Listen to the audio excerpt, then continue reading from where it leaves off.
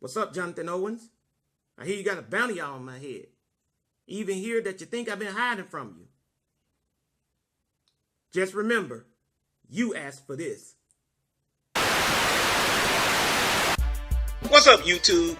This is Brother Joshua bringing you my latest video titled The Amun-Ra Squad Are the Real Pseudo Scholars. Undeniable Proof. That's right, you heard correctly. The Amun-Ra Squad are the real Pseudo Scholars. Undeniable Proof. And I decided to do this particular video for a number of reasons. First of all, as many of you already know, I recently released my video documentary titled, Is There a Secret Gay Agenda Among the Kemetic Conscious Groups? And in this documentary, I reveal how the Amun-Ra Squad, along with many other prominent people in the Kemetic conscious community, are pushing homosexual deities of ancient Egypt among the people. Now, the reason why I call it a secret gay agenda is because none of these people are teaching you that these are homosexual deities. And I'm not naive, sisters and brothers. I knew once the Amun-Ra Squad and other people in the conscious community saw my documentary, they were going to have something to say. They were going to respond. In fact, I was counting on them to respond. This is what I wanted them to do. Basim from Global Media contacted me, and he told me that the Amun-Ra Squad was hosting a live Google Hangout where they would be answering any questions anybody had about ancient Kemet. And he asked me would I be available to attend, which unfortunately I wasn't. But Basim did tell me that he and G Consciousness, aka LaRon Campbell, would be attending this live stream hosted by the Amun-Ra Squad. So I simply told Basim to just let me know how everything turns out after it's over with, and that I'd be willing to attend a Google Hangout provided it's hosted on a neutral platform. In other words, it's not a Google Hangout that the Amun-Ra Squad hosts or a Google Hangout that I host, but a Google Hangout hosted by Basim or even LaRon. Now, what's funny is the very next morning after this Google Hangout, I receive a call from LaRon Campbell. And you know, he's just telling me how he think everything went. But what surprised me is when he told me that Unc changed the title of the Google Hangout. Now, I don't remember what the original title was, but Unc changed it to Josh from Absolute Bible Truth, Gay Secret Gay Agenda Among the Kemetic Conscious Gets Killed. Now, this is obviously a typo, and it says a lot about Unc's grammatical skills, but I think what he's trying to say is Josh from Absolute Bible Truth, Secret Gay Agenda Among the Kemetic Conscious Groups Gets Killed. Now, I found this title to be funny because it kind of implies that I was there attending that live Google Hangout when I wasn't. And I'm not tripping because the Amun-Ra Squad aimed something at me or put me out there on social media. I'm not mad about that. How can I be when I mentioned them in my documentary? So I'm not tripping that they put me out there like that. It's just that I was given the impression that they were just doing a live Google Hangout answering any questions about Kemet anybody had.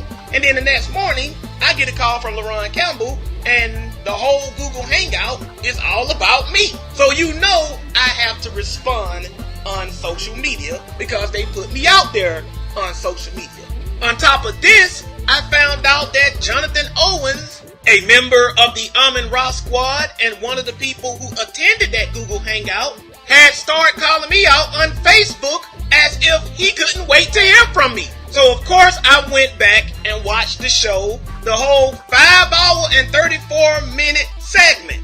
And I listened to some of the questions that LaRon Campbell gave from my documentary, as well as some questions that Basim asked. And sisters and brothers, I'm here to tell you, without exaggeration, that less than 10 minutes into the show, both Jonathan Owens and Uncle Ket were being deceitful.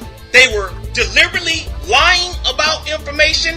They were wrong about information. They were dodging questions. They were using smoke screens and diversions and anything else you would expect from somebody who's trying to avoid telling the truth. I'm also going to show you in this video, beyond a shadow of a doubt, that the Amun-Ra squad are pseudo scholars. Why? Because I'm going to show you that they are falsely representing ancient Kemet. I'm going to prove to you that what they've been teaching in the conscious community is nothing but some watered down, new age BS version of ancient Kemet.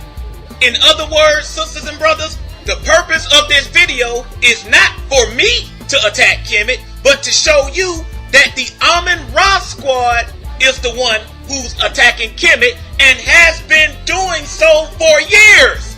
You've just never realized this because the Amun-Ra squad has never shown people what the ancient Kemetic people really believe.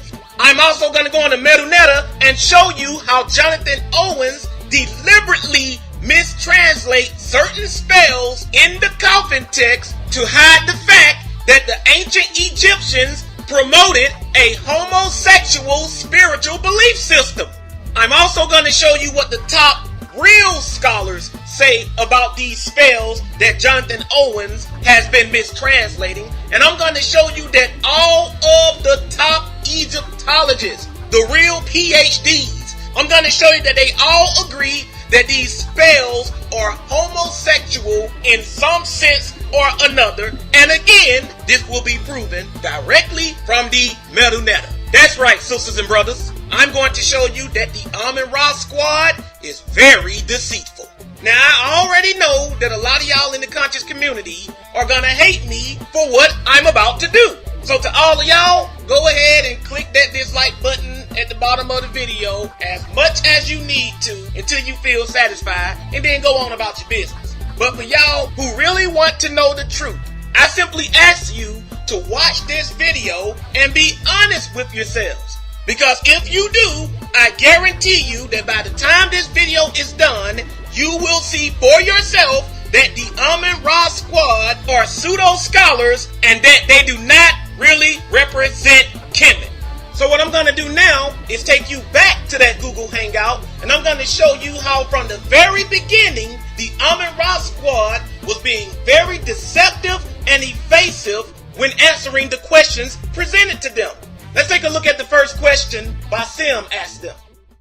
I would like to open up with, according, I know that you're the real black atheist, and, when it comes to you and the Magi, do you guys feel, in your explanation to, were the ancient Egyptians of Kemet, were they atheists, creationists, or evolutionists? And would you support your stance on that and explain to us why you feel that way? Yeah, how you doing? Good question. Can y'all hear me clearly? Yeah. Mm-hmm. Okay, I'm trying to get my visuals right, but until they're right, it is what it is. I would say the ancient Egyptians were what we would call pantheists.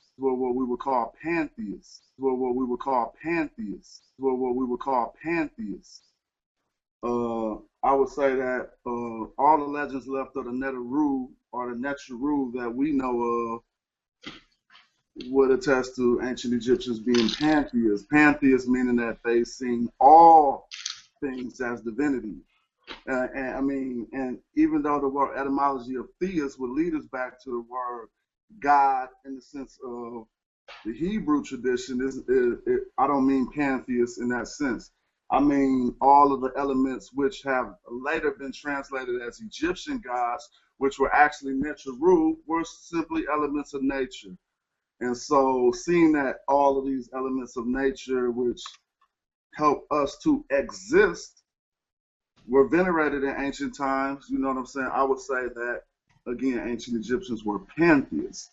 Brother, yeah, Unc, could you give us your stance on that as well, Unc, please? Yeah, my stance is on the record. I've never said that the Africans themselves, specifically in the Nile Valley, other consider themselves to be use the word atheism.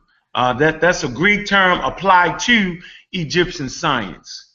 And you know, people was murdered, hauled off to prison, and exiled for attempting to teach Egyptian science.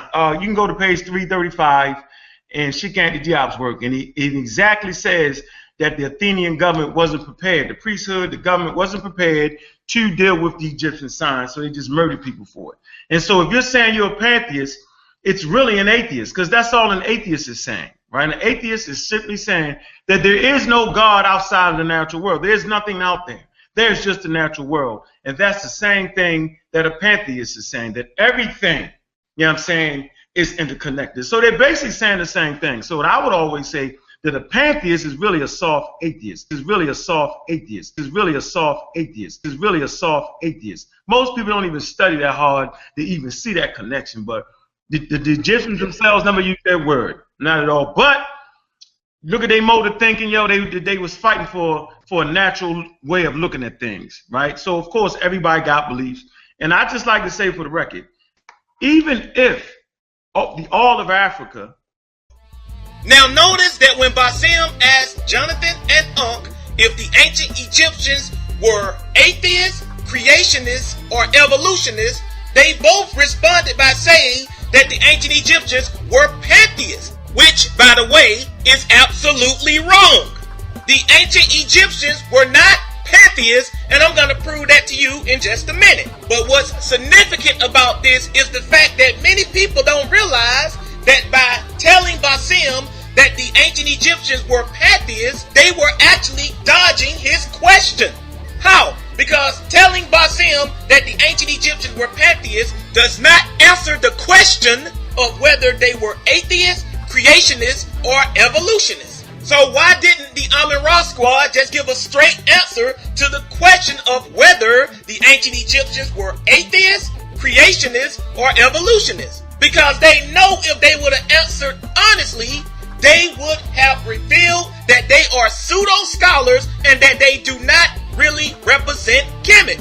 For instance, if Ankh would have honestly told Basim that the ancient Egyptians were not atheists, meaning that the ancient Egyptians did not reject or deny the ideal of gods, but on the contrary, worshipped and believed in many gods, then somebody would have asked Ankh, how can you say you represent Kemet when you deny the existence of all gods, including the Kemetic gods, calling yourself the real black atheist? And I'm going to show you that Ankh has been very open about his atheism, meaning he does not believe in any gods. I'm going to show you where he plainly said that he does not believe in a higher power outside of himself, creationism, or intelligent design, also known as ID.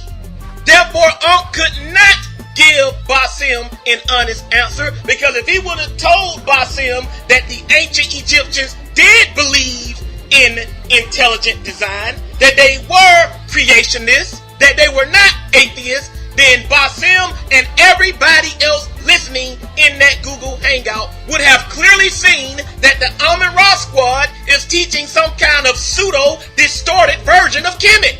And the same can be said about evolution. The Amun-Ra squad knows that the ancient Egyptians were not evolutionists. They were creationists, and they believed in intelligent design, which I'm going to prove to you directly from ancient Egyptian literature. So again, the Amun-Ra squad couldn't tell Basim that the ancient Egyptians were not evolutionists, because that would reveal that the Amun-Ra squad does not believe as the ancestors did, which once again means that they do not really represent Kemet, which again makes them pseudo scholars. So when Jonathan and Ankh told Basim that the ancient Egyptians were pantheists, that was a diversion tactic, sisters and brothers, a smokescreen, something designed to draw attention away from the contents of the original question. And it worked too, didn't it? Because nobody else on that panel asked any more questions about that. But your little diversion tactics won't work on me, Amun-Ra squad, because I see right through them. even if the ancient Egyptians were pantheists, which I'm going to show you that they most definitely were not, that still does not answer the question of whether they were atheists, creationists, or evolutionists. The only thing Jonathan and Unc did was introduce a fourth alternative that Basim asked nothing about and then proceeded to focus on that.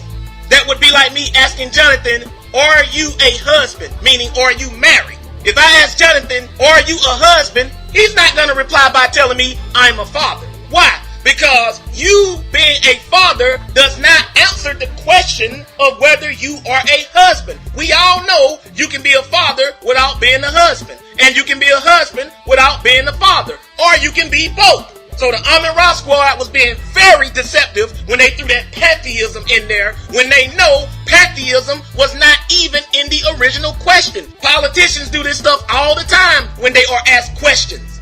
You can ask them a question concerning A, B, or C, and they'll introduce an option D into the question and then only focus on option D. That's all the Amun-Ra squad did, sisters and brothers. But now, let's move on. Because now I'm going to prove to you that the ancient Egyptians were not pantheists. We're going to go to n.oxforddictionaries.com and we're going to look up the word pantheism. Now, to Jonathan and Unc's credit, they gave very accurate definitions of the word pantheism or pantheist. But the issue is not the definition of the word pantheist. The issue is if the ancient Egyptian belief system fits the definition of the word pantheism. This is what it says. Pantheism. Now, a doctrine that identifies God with the universe or regards the universe as a manifestation of God. So pantheists believe that God is the universe and the universe is God. In other words, everything in the universe is God. Now some of y'all might say, well, that's what the ancient Egyptians believed. No, they did not believe that, because it's more to pantheism than just identifying the universe with God and God with the universe. Yes, the ancient Egyptians believed that certain things in the universe, like elements of nature, represented gods. But that's not what pantheism is. That's not all it is. Because I'm going to show you that pantheism negates the ideal of personal gods. In other words, gods with feelings and personalities and characteristics. But let's continue reading. Definition 2, rare, meaning this is a rare use of this definition for pantheism. Worship that admits or tolerates all gods. Ironically, this definition is actually closer to what the ancient Egyptians believed than what the Amun-Ra squad is giving you. And just in case they try to come back and say, well, that's the definition we really meant, because I'm going to show you later on that Unc rejects the ideal of worshiping or tolerating any gods. So you can't try to come back and change it up. But let's take a look at another definition of the word pantheism. Now we're going to go to Britannica.com. Listen to this. Pantheism, the doctrine that the universe conceived of as a whole is God, and conversely, that there is no God. And see, this is why Unc called pantheism soft atheism, which is not true, because atheism and pantheism are very different. They have a few things in common, but they are very different. But it said, and conversely, that there is no God. So even if the Amun-Ra squad was giving you the correct definition of pantheism, now we have a problem, because it says that pantheism is the doctrine that the universe conceived of as a whole is God, and conversely, that there is no God. We know the ancient Egyptians did not believe that. There is no time in history where the ancient Egyptians believed in any shape, form, or fashion, no teachings, no philosophy that ever taught that conversely there is no God. So the Amun-Ra squad is stuck no matter what definition of pantheism they want to run with, because the ancient Egyptians never believed that there was no God. But let's finish it up. But the combined substances, forces, and laws that are manifested in the existing universe. So that's what pantheism is. They believe that it's the combined substances, forces, and laws that are manifested in the existing universe. And the Amun-Ra Squad thinks that just because the deities of ancient Egypt represented elements of nature, that makes the ancient Egyptian belief system pantheism. But that is incorrect, and this only further shows their pseudo scholarship. But let's finish it. It says, the cognic doctrine of pantheism asserts that God includes the universe as a part, though not the whole of his being. And that's getting into pantheism, which is something else different. Similar to pantheism, but different. But now let's move on, because now I'm going to take you to one of the world's leading authorities on pantheism, Dr. Paul Harrison. This guy is the founder and president of the World Pantheist Movement and the creator of the web's 2 largest sites on pantheism. So in other words, sisters and brothers, this guy knows a lot about pantheism. In fact, he's even written a book titled Elements of Pantheism, a spirituality of nature and the universe. So what we're going to do is go to his website titled Frequently Asked Questions About Scientific Pantheism, and we're going to look at the answers that he gives to common questions people have about pantheism and some of the misconceptions about pantheism that he clears up. Look at this question. Is pantheism just theism in disguise? Look what he says. No, theism means belief in a personal God who is greater and older than the universe. Notice what he said. Pantheism is opposed to theism, which means belief in a personal God who is greater and older than the universe. And I'm going to show y'all in this same video that the ancient Egyptians believed that the god Amun-Ra was a personal God who is greater and older than the universe, which means that the ancient Egyptians could not have been pantheists. But let's see what else he says. This God may or may not be present in the universe. Scientific pantheism says simply that the universe is worthy of the deepest reverence. This is a statement about the attitude we should adopt towards the universe and nature, an attitude which is fostered when we open our eyes to full awe and beauty and mystery of reality. The universe has some features in common with the God of traditional religions. Now he's telling you the universe has some features in common with the God of traditional religions. In other words, pantheism does have things in common with the God of traditional religions. Look at the examples that he gives. Its power, immensity, and mystery. Listen to this though. But the universe is not personal. It has no mind apart from the minds of intelligent species within it. Pantheists do not believe that the universe is personal, meaning it has a personality. It has a mind. It has characteristics. Pantheists believe that the only intelligence the universe has is the minds of the intelligent species within it.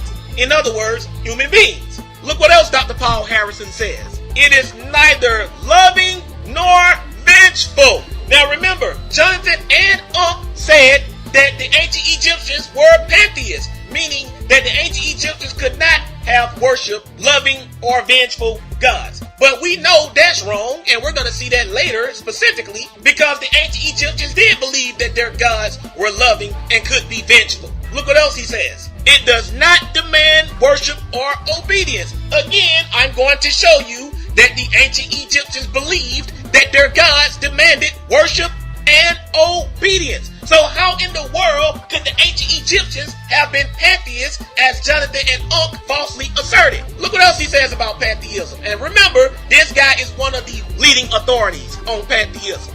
It is not watching you, so the universe is not watching you. It is not eavesdropping on your every thought. It will not judge you. It will not punish you or reward you. This is pantheism, sisters and brothers. It does not believe in an intelligent God in the universe. It does not believe in a God or gods that demand worship and obedience, that can love you, that can punish you. None of that. And I'm going to show you that this is not what the ancient Egyptians believed. So where in the world is the Amun-Ra Squad getting that the ancient Egyptians were pantheists? But look, he answers another question too. That shows, once again, that the Amun-Ra squad is pseudo, particularly Unk. Check out what he says right here. So is scientific pantheism just atheism or humanism in disguise? Remember Unk said, pantheism ain't nothing but soft atheism. Let's see what the expert says. Again, no. Like atheism and humanism, scientific pantheism does not believe in a personal God separate from the universe. Pantheists do not believe in a personal God separate from the universe. But I'm going to show you, once again, that the ancient Egyptians believed that the god Amun-Ra, ironically, the god who the Amun-Ra squad named themselves after, the ancient Egyptians believed that he was a personal god separate from the universe, because I'm going to show you that they believe that he created the universe. He existed prior to the universe. But let's continue. Like them, it is critical of beliefs that depend on faith in impossibilities or unproven revelations in ancient books. But atheism is essentially defined by a single proposition. It states that there is no creator God. That's what atheism states. There is no creator God. But I'm going to show you, once again, that the ancient Egyptians believed in creator God. So the ancient Egyptians were not atheists. They were not soft atheists. They were not pantheists. They were not evolutionists. They were creationists. And the Amun-Ra squad does not promote that, which means they don't really represent Kemet, which makes them pseudo-scholars. But let's continue. It states that there is no creator God and no other supernatural gods and nothing more. I don't understand why anybody believes that the Amun-Ra squad truly represent Kemet, because I'm going to show you that every time the ancestor said something, Unk jumps up and denies it. He speaks against it. Let's see what he concludes at the bottom here. Scientific pantheism goes beyond atheism in offering a positive approach to the world and a reverent attitude towards nature and the universe. Now, nobody's denying that the ancient Egyptians had a reverent attitude towards nature and the universe. Nobody's denying that. But y'all can see that pantheism does not believe in personal, sentient gods. So no, the ancient Egyptians were not pantheists. Let's finish it. It affirms our unity with these and rejects the idea of human mastery over nature or human preeminence in the cosmos. It takes our relationship to nature and to the universe as the center of our religion, our ethics, and our aesthetics. And the funny thing is, he lets you know that it is still a religion. Something Unk constantly teaches against. Unk has always been saying, get rid of religion. So in a sense, Unk is telling you in one breath that the ancient Egyptians were pantheists, which is a religion, and then in the next breath, he's saying we need to get rid of all religion. But then in the next breath, he's saying he represents Kemet, which was a very religious society. That's called hypocrisy, sisters and brothers. That's called being phony. That's called false representing a culture. But for all of my Kemetic purists who may be listening, that's called disrespecting the ancestors. But let's move on. We're going to go to one more source concerning pantheism. We're going to go to a book titled Pantheism, a non-theistic concept of deity. And this book is by Michael P. Levine. And this guy is a senior lecturer in philosophy at the University of Western Australia. Look what he says on page 2 of his book. Theism is the belief in a personal God, which in some sense is separate from, i.e., transcends the world. And transcends means go beyond or outside of the world. That means it's separate from the world. It continues. Theists just about always believe God to be a person. What Levine is about to do is show you the difference between theism and pantheism. He said that theists just about always believe God to be a person. But listen, but few theists hold that God is completely transcendent. Where pantheism is considered as an alternative to theism and atheism rather than compatible with either, notice he said that pantheism is considered as an alternative to theism and atheism, meaning it's not the same. It's an alternative belief. He continues, rather than compatible with either. It involves a denial of at least one and possibly both central theistic claims. This is what they deny. They deny the existence of a minded being that possesses the characteristic properties of a person, such as having intentional states and the associated capacities like the ability to make decisions. So look what he said that pantheists deny, or in other words, don't believe concerning God. They deny the existence of a personal God, meaning they don't see God as a person or somebody you can have a personal relationship with. This belief is drastically different from what the ancient Egyptians believed, sisters and brothers, which again, as I'm going to show you, proves that the Amun-Ra squad are pseudo scholars. But he also said they deny the existence of a minded being, meaning a being that thinks, a being that possesses the characteristics of intelligence. But we already knew that because Dr. Paul Harrison revealed that on his website. Pantheists do not believe in an intelligent personal God, which again, I'm going to show you that the ancient Egyptians did believe in intelligent personal gods.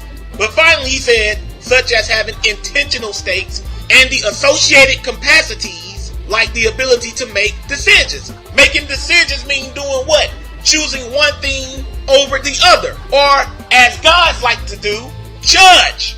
Now we all know that the ancient Egyptians believed that their gods judged people. So how can they be pantheistic as the Amun-Ra squad is trying to lead you to believe? Because the Amun-Ra squad obviously don't know what they're talking about. Yet all the scholars and experts on pantheism agree that pantheists do not believe in personal, intelligent, sentient gods. And if you don't believe me, do your own research. It's going to tell you the same thing. Pantheists do not believe in personal, intelligent gods. But what exactly did the ancient Egyptians believe concerning the gods? Well, in order to understand this, first we have to look up the word creationism. We're going to go back to Britannica.com. This is what it says under creationism. The belief that the universe and the various forms of life were created by God out of nothing, ex nihilo. It is a response to modern evolutionary theory. Notice that it said it is a response to modern evolutionary theory, meaning it is the opposite belief of the evolutionary theory. It is in opposition to the modern evolutionary theory. What this means, sisters and brothers, is that if we can prove from ancient Egyptian literature that the ancient Egyptians were creationists, then that means they could not have possibly been evolutionists. But we all know that the Amun-Ra squad teaches evolution. So that means that if we can prove that the ancient Egyptians believed in creationism and not the evolutionary theory, then that means that the Amun-Ra squad are not accurately representing Kemet, which makes them pseudo scholars. But listen, it says it is a response to modern evolutionary theory, which explains the emergence and diversity of life without recourse to the doctrine of God or any other divine power. That is how the modern evolutionary theory explains the origin of the universe. It says the emergence and diversity of life without recourse to the doctrine of God or any other divine power. So again, if we go into ancient Kemet and we see the origin of the universe being explained as a recourse to the doctrine of God or gods or any other divine power, then that means that the ancient Egyptians were not evolutionists. So why is the Amun-Ra squad evolutionists if they claim they represent Kemet? And then it finishes, mainstream scientists generally reject creationism. You see what it said here? Mainstream scientists generally reject creationism, and I'm going to show you that Unk is apparently among mainstream scientists because he rejects creationism. Yet he's a part of a group called the Amun-Ra squad, claiming a culture which we're going to see heavily believed in creationism. But let's move on. What we're going to do now is go to an exceptional book titled Selections from the Husea, Sacred Wisdom of Ancient Egypt by Maulana Karenga. Now, before we go into this book, I got to give you some background information on this guy because he has an impressive resume. He's an African American or black man. Look what it says about him. Dr. Maulana Karenga is a professor of black studies at California State University, Long Beach. He received his BA and MA in political science from UCLA, a PhD in political science from United States International University, and a second PhD in social ethics from the University of Southern Carolina. So this guy has a master's degree and 2 doctoral degrees. So this guy is no pseudo scholar. He has 2 legitimate doctoral degrees, which is more than what you can say for a lot of people in the conscious community who likes to stick the title doctor in front of their names, even though they never earned a single doctoral degree. But we're not going to go there. But it continues. An activist scholar, he is chair of the organization US, National Association of Kuwaita Organizations, and executive director of the Kuwaita Institute of Pan-African Studies. So this guy specializes in Pan-African studies. Look what else it says about him. He is also creator of the Pan-African holiday, Kwanzaa, and author of numerous scholarly articles and books, including Introduction to Black Studies, Kwanzaa, A Celebration of Family, Community, and Culture, Kuwaita, A Communitarian African Philosophy, Odu Ifa, The Ethical Teachings, Selections from the Husia, Sacred Wisdom of Ancient Egypt. This is the book we're going to be reading out of, by the way. And Ma'at, The Moral Ideal in Ancient Egypt, a study in classical African ethics. Now you can read the rest of his accomplishments on your own time, but I just want to take you here so you could see Dr. Karenga's credentials. Now what I like about the Husia is the fact that Dr. Karenga retranslated the ancient Egyptian literature dealing with morality, spirituality, and wisdom. Now, a lot of the sacred Egyptian literature that Dr. Karenga cites in his book had already been translated by renowned Egyptologists like Raymond Oliver Faulkner or E.A. Wallace Budge. But I prefer the way Dr. Karenga's translations read. And if you're in the conscious community and you've never read the Husia, you need to get a copy of it because it's a fantastic book.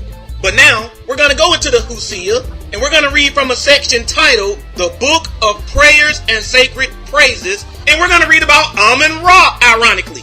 This is part 7. Listen to this. Praise to you, Amun-Ra.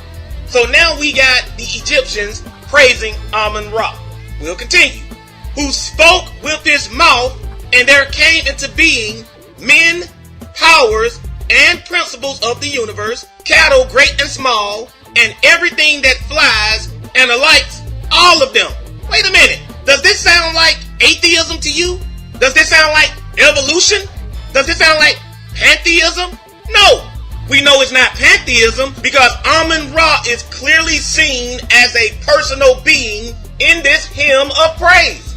And we know it's not atheism because the ancient Egyptians would not sing or pray to a being that they did not believe in. And we know it can't be evolution either because it says Amun-Ra spoke by his mouth and everything came into existence. Meaning he spoke everything into existence. Is this starting to sound familiar yet? This sounds like the Bible, doesn't it? But if you talk to the Amun-Ra squad, they'll tell you that the creation story in the Bible is spookery and nonsense. But the ancient Egyptians believed the same thing, and I'm going to show you this. Let's continue. You created even the banks of the Hanebu people who settled in their cities, and also the fruitful meadows fertilized by the original waters, and giving birth thereafter to good things without number to support all that lives. Listen to this. It says, you, Amun-Ra, created. This is simple, sisters and brothers. The ancient Egyptians were creationists, and they specifically believe that Amun-Ra created the universe. Now you're going to tell me you can honestly read this and get evolution out of this? You can get atheism out of this? You can't even get pantheism out of this because, as I pointed out earlier, they're praising Amun-Ra as a personal being. So if the ancient Egyptians were creationists, why is the Amun-Ra squad, if they claim they represent Kemet, atheists and evolutionists? But as we continue reading, you're going to see that the ancient Egyptians' ideal of creation was identical to that of the Hebrew Israelites, or in other words, the Bible. Let's continue. it says, you are mighty as a shepherd. So now we're comparing Amun-Ra to a shepherd. This sounds like the 23rd Psalm in the Bible. The Lord is my shepherd. But let's continue. Tending all people for all eternity. Bodies are filled with your beauty, and eyes see because of you. So this is saying that human beings can see because of Amun-Ra. Then it says, you inspire awe in everyone, and their hearts turn to you, for you are good at all times. Wait a minute, this sounds familiar again. A lot of y'all in the conscious community comes out of the Christian church. Y'all remember hearing, God is good all the time, and all the time God is good. The ancient Egyptians believed the same thing, for you are good at all times. But if I go in the conscious community as a Christian, which is what I am, and I ran up on the Amun-Ra squad saying, you know, God is good all the time, and all the time God is good, they'll say, get away from me with all that spookery and myth. Yet the ancient Egyptians believed the same thing. Did the Bible plagiarize this from the ancient Egyptians? Did the Bible copy this from the ancient Egyptians? Not at all. These are all universal concepts that all the ancient civilizations believed. But we're dealing specifically with the Egyptians. And the very things that the Kemetic conscious community wanted you to put down the Bible for, you find in Kemet. But look what else it says. And all the world lives from your presence. Again, I have to ask, does this sound like atheism to you? Does this sound like evolution? Does this even sound like pantheism? No, you can clearly see that they perceived Amun-Ra as a personal, loving being. This is just like the Bible. So why is it that the Amun-Ra squad and other people in the Kemetic conscious community want to write off the Bible as some type of spooky book of myth when you find the exact same concepts in Kemet? The answer is simple, sisters and brothers. They've been lying to you all this time about Kemet. But we're going to continue. It says, everyone says, we are yours. The strong and the weak together, the rich and the poor with one mouth, and all others likewise. Again, you should be able to see, based on how they're praising Amun-Ra, they believe he was a living, intelligent deity. This is not atheism. This is not pantheism. This is not evolution. Come on, y'all. Y'all can see this. Be honest with yourselves. Use your God-given intelligence and think. But it goes on. You are lovely in their hearts, and nobody lacks some of your beauty. That means that all of mankind contains some of Amun-Ra's beauty. This is actually a beautiful hymn of praise. But the Amun-Ra squad, the group whose name after the very God this hymn is dedicated to, wants to strip you of all of this. They call all of this garbage. And I'm going to show you this out of their own mouths. So you can't say, well, that's just what you say, Josh. No, I'm going to show you that they say this about gods in general. Amun-Ra, God of the Bible, God of Islam, and all other gods, I'm going to show you that Ankh, and by extension, the Amun-Ra squad denies them all. But it continues, do not the widows say, you are our husband, and the small children say, you are our father and mother? It sounds like pretty personal relationships to me. This isn't pantheism, and an atheist would not say this about a being that they don't believe exists. And you can't pray to evolution or praise evolution as a personal deity. So again, we can clearly see that the ancient Egyptians were creationists, just like the Hebrew Israelites, just like the Christians, just like the Muslims. So why is the Amun-Ra squad atheists and evolutionists? I don't get it. Why are they named after Amun-Ra, a creator god, and yet don't believe in Amun-Ra or creation? And yet they got the nerve to call other people pseudo? What's more pseudo than naming your organization after something that you are teaching incorrectly and don't even believe in the first place? It doesn't get more pseudo than that, sisters and brothers. I'm sorry. But let's finish this up. Your name will be a protection for the body of anyone who is alone. So the name of Amun-Ra can provide protection. This is what the ancestors believe, sisters and brothers. This isn't Brother Josh. This is what the ancient Egyptians believed. And yet I know some of you listening to this right now are mad at me because you love the Amun-Ra squad. Yet you claim you believe in Kemet and represent the ancestors. But you're going to be mad at me even though I'm telling you what the ancestors believe and the Amun-Ra squad is giving you some old watered down pseudo version of it. But yet you're going to be mad at me. This is how messed up the conscious community is, sisters and brothers. This is how messed up black people are. We some sick people. We tell people all day long, we want the truth. We want the truth. Tell us the truth about Kemet. Teach us about Kemet. And then when somebody gives you the truth about Kemet, you get mad. You hate them. You threaten them. But that's what you asked for. Or could it be that you've already been so corrupted by organizations like the Amun-Ra Squad in the conscious community that when you do hear the truth about Kemet, it is so foreign to what they've been teaching you that you think it's a lie. You hate it. But this is coming out of the very literature of ancient Kemet. So don't be mad at me. If you're going to be mad at anybody, be mad at the Amun-Ra Squad for giving you a false perception of ancient Kemet. Then it says, it, Amun-Ra's name, is salvation and health for those on the water and deliverance from the crocodile. It is good to remember Ra in the time of turmoil, for he is a deliverance from the mouth of the aggressor. So now there's even salvation in Amun-Ra's name. Sound familiar, sisters and brothers? Don't that sound like some biblical stuff? But again, if I came in the conscious community and I came at the Amun-Ra Squad talking like that, and I told them I was a Christian, they tell me to go on somewhere. They'll say, get away from us with all that white man's religion and spookery. We want to hear about Kemet. This is Kemet.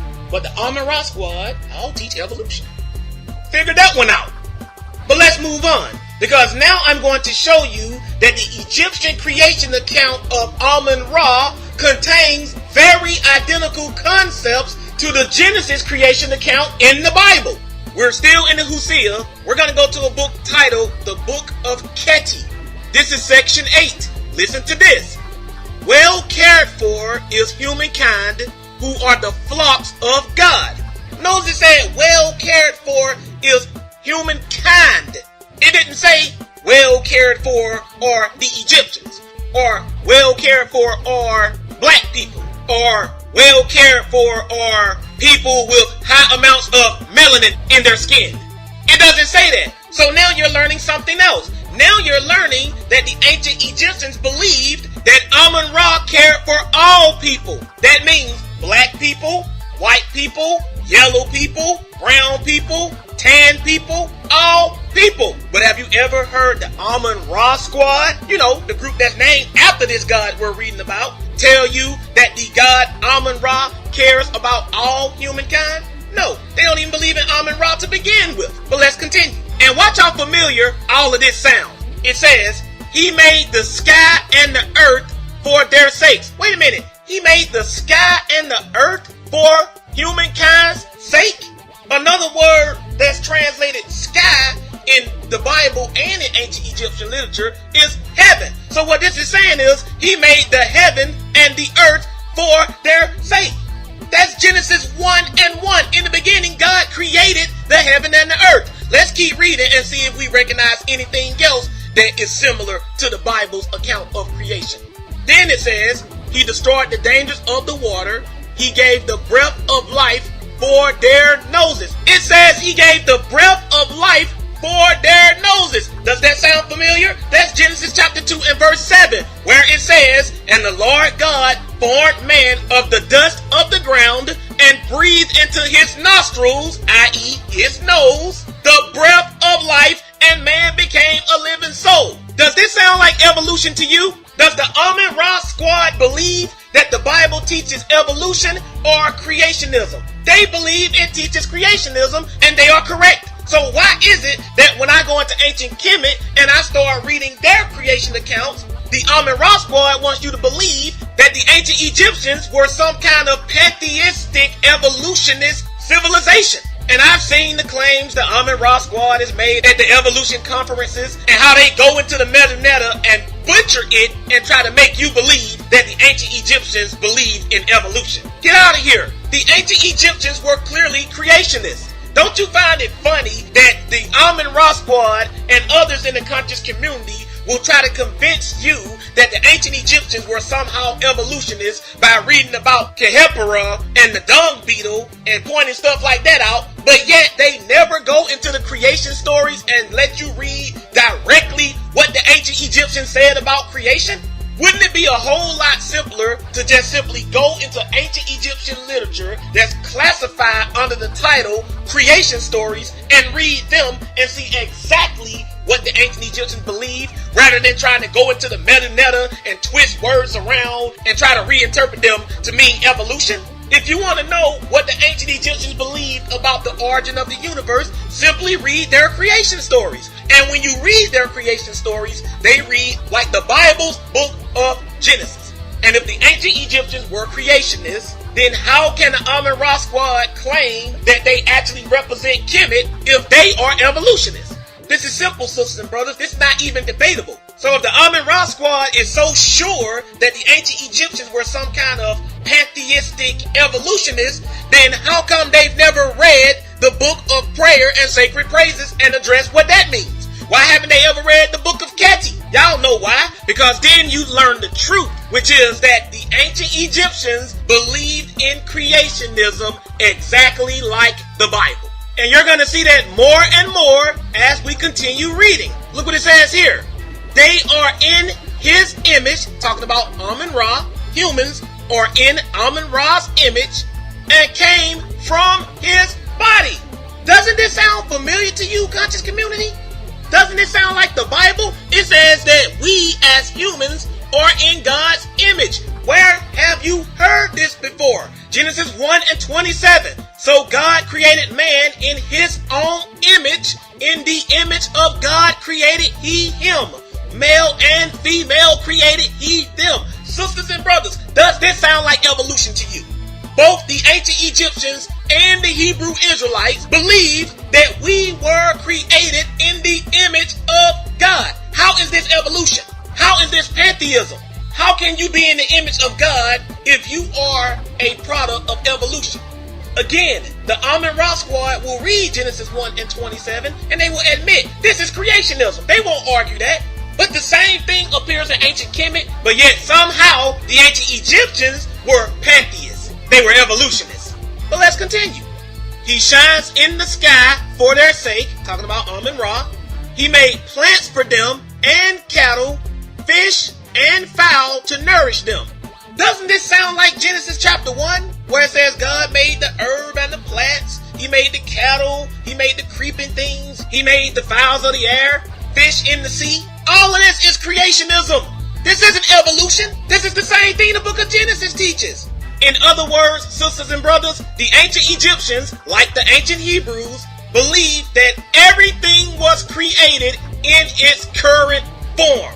They did not believe or teach that anything evolved over the course of millions upon millions of years. But let's read on. It says, he, talking about Amun-Ra, has killed his enemies and reduced his children when they conspired to rebel against him. Now hold on a second, sisters and brothers. Now we got Amun-Ra killing his children, talking about the humans he created, when they conspired to rebel against him. Doesn't this sound like the flood story? But you hear the Amun-Ra squad and other people in the conscious community attack the Bible when it talks about God sending the flood and killing all of mankind. But when you go to Kemet, it says that Ra killed his enemies and reduced his children when they conspired to rebel against him. See, all this time, these Kemetic conscious groups had you thinking that when you put down the Bible and picked up Kemet, you would get into something totally new. No, these are all ancient concepts. All of the ancients believed that God or the gods got angry with his creation at some point and destroyed most of it. But will you ever hear the Amun-Ra squad telling you this? Will you ever hear the Amun-Ra squad telling you that Amun-Ra got mad one day, just like the Bible God, and killed his enemies and reduced the children that conspired to rebel against him? No, they'll never tell you that because they don't want you to know the truth about Kemet. They want to give you this watered down, bootleg, new age version of Kemet. They want to rape Kemet and strip it of all of its African spirituality and replace it with cold, heartless science. But let's keep reading. It says, he makes daylight for their sakes. He makes daylight for our sakes, we humans. And he sails around in his sacred boat. The ancient Egyptians believed that Amun-Ra, or more specifically, Ra, sailed around in a boat through the sky. And it continues, so that he can see them. So now we got Amun-Ra watching us. Remember, we read earlier that pantheism teaches that there is no personal God watching over us. So again, we see that the Amun-Ra squad shows its pseudo scholarship when they try to make you believe that the ancient Egyptians were pantheists. But let's continue. He has built his shrine around them, and when they weep, he hears. So now Amun-Ra is hearing the weepings of humans? Doesn't it sound like the stuff you read in the Bible? But if you try to show the Amun-Ra squad this kind of stuff from the Bible, they will call it myth. They will call it fairy tales. They will call it spookism. But it's right here in Kemet. So are they going to try to make it mean something different when you see it in Kemet? It has some type of different meaning or concept, even though it's saying the exact same thing. But it goes on. He made for them rulers even from the egg, which goes back to the primordial creation concerning the egg. We ain't gonna get off into that now, but you can read about that on your own time. Look what else it says. Leaders to lift the load from the back of the weak. He made for them words of power and weapons to ward off the blow of evil events, guarding them by day and by night. This sure sounds like an intelligent being to me. What does it sound like to you? To me, this sounds like a sentient, intelligent being that created the universe. I don't see how you can get evolution from Kemet. Unless, of course, you're twisting something around. But let's finish it off. He, Amun-Ra, has slain the traitors among them as a man strikes his son for the sake of his brother. So again, we're reading about Amun-Ra killing traitors. So the ancient Egyptians believed, like the Hebrew Israelites, that they served a God that could be vengeful. But if I try to bring this to the conscious community from the Bible, they'll say, you a spooky brother, you spooked out. But I'm reading this from Kemet. This is Kemet, sisters and brothers. And on top of that, it's the God Amun-Ra. But let's read the last part. For God knows every name. So now we're dealing with a God that knows every name, which means he's omniscient. He knows all. So what do we have here? We have a God that created the heavens and the earth. He created humankind in his image and breathed into his nose the breath of life. And he killed wicked humans for rebelling against him. What are we talking about? The Bible? No, this is Kemet. But if I gave you this scenario without reading this, you would swear I'm reading this from the Bible. So what the Amun-Ra squad is doing is lying to you. They're trying to make you think that this stuff that you're reading about here in the Husia is a biblical concept and therefore it's mythology, it's nonsense, it's spookism. No, this is what the ancient Egyptians believed. This is what the ancestors believed. So now, sisters and brothers, that we have seen beyond a shadow of a doubt that the ancient Egyptians were creationists that believed in intelligent design, let's take a look at what the Amun-Ra squad has to say about all of this, and let's see if it coincides with what the ancestors believed and taught. Check out these clips. This is called ID, intelligent design, right? Also, creationism. All right, but just because the white boys put that together don't mean we discount that. We discount it because of its merits. And the information does not, I'm going to say it again, creationism, right? IDC, creationism, intelligent design and creationism does not withstand the rigorous scientific method. It's not science. That's why we discount that. That's why we discount that. That's why we discount that. That's why we discount that. Right here, the Order Mayat, right? Our African cultural class. This is our textbook right here when we teaching our lessons. Amun-Ra squad manual right here. Y'all can get that from me. Man, wow. We got the fossil record here. We got the dates and the times. We got the signs. Let's see. African Great Lake. African Cosmology, Husia by Karenga, right? Talking about the different African creation stories that will clearly show you that the African mind understood evolution back in 4500 BCE. Based off his cosmology. How y'all gonna get around that? How y'all gonna get around the fossils that have been used by Mother Earth? How you gonna get around the Great Mother? So if you're dealing with anything, right, with the origins of human population, bam, you gotta come with this. When God Was a Woman by Marilyn Stone. Bam. See that statue right there? That's shaped just like an Ankh. Our culture does not develop off of going humna, humna, humna, humna, humna. I'm a real black atheist because I don't believe that shit. I don't believe that there is something outside of myself. There is something that is supernatural that will change the lives of African people, that will assist and aid in helping us defeat our enemy. I don't believe that there's a supernatural power that can do it. I don't believe that there's a supernatural power that can do it. I don't believe that there's a supernatural power that can do it. I don't believe that there's a supernatural power that can do it. But what I do know, that there's a power that resides amongst us in the natural world called nature, called Mother Nature, that if we observe and pay attention, because white people are a force in nature, so you must observe them. Now, you all heard Unc say that he rejects ID, in other words, intelligent design, and creationism. You also heard Unc say out his own mouth that he does not believe in anything supernatural outside of himself that will aid and assist and help African people against their enemies. Yet everything Unc said is totally contrary to what the ancient Egyptians believed. Because one, we already saw that they believed in intelligent design or creationism. They believed that Amun-Ra created the universe and that he was all-knowing. Remember it said that he knows all of their names? That is intelligent design.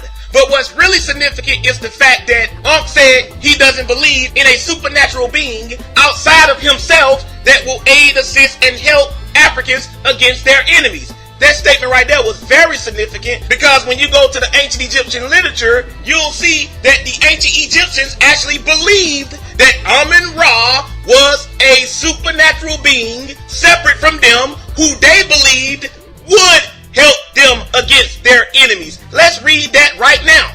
We're going to the Hosea again, to the book of prayers and sacred praises. And this is section 2. This is Neb-Ra giving praises to Amun-Ra. I can't emphasize this enough that they're giving praise to Amun-Ra, the very deity whom the Amun-Ra squad is named after.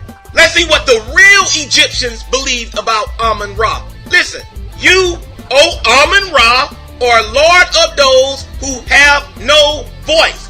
You come at the call of the humble and needy. So the ancestors believed that Amun-Ra would come at the call of the humble and needy. Meaning, if the humble and needy prayed to him, he would come. The last time I checked, the black race was in a humbled and needy state. But it continues. When I cry out to you in my distress, the guy said, when I cry out to you in my distress, in my time of trouble, you come quickly to my rescue. This guy said when he cries out to Amun-Ra in distress, Amun-Ra comes quickly to his rescue. But Unc says he don't believe in some supernatural being outside of himself that's going to help African people against their enemies. This is the direct opposite of what the ancestors believed. But let's finish reading this, because this last line is the part I want you to pay the most attention to. It says, you come to give strength to one who is weak and to save me from my enslavement. Wait a minute, sisters and brothers. We all hear the Amun-Ra squad and the Kemetic conscious community in general make fun of Christians for praying to Jesus during their time of slavery, hoping that Jesus would save them from slavery. But now you're saying that the ancient Egyptians believed that they could pray to Amun-Ra and he would rescue them from slavery.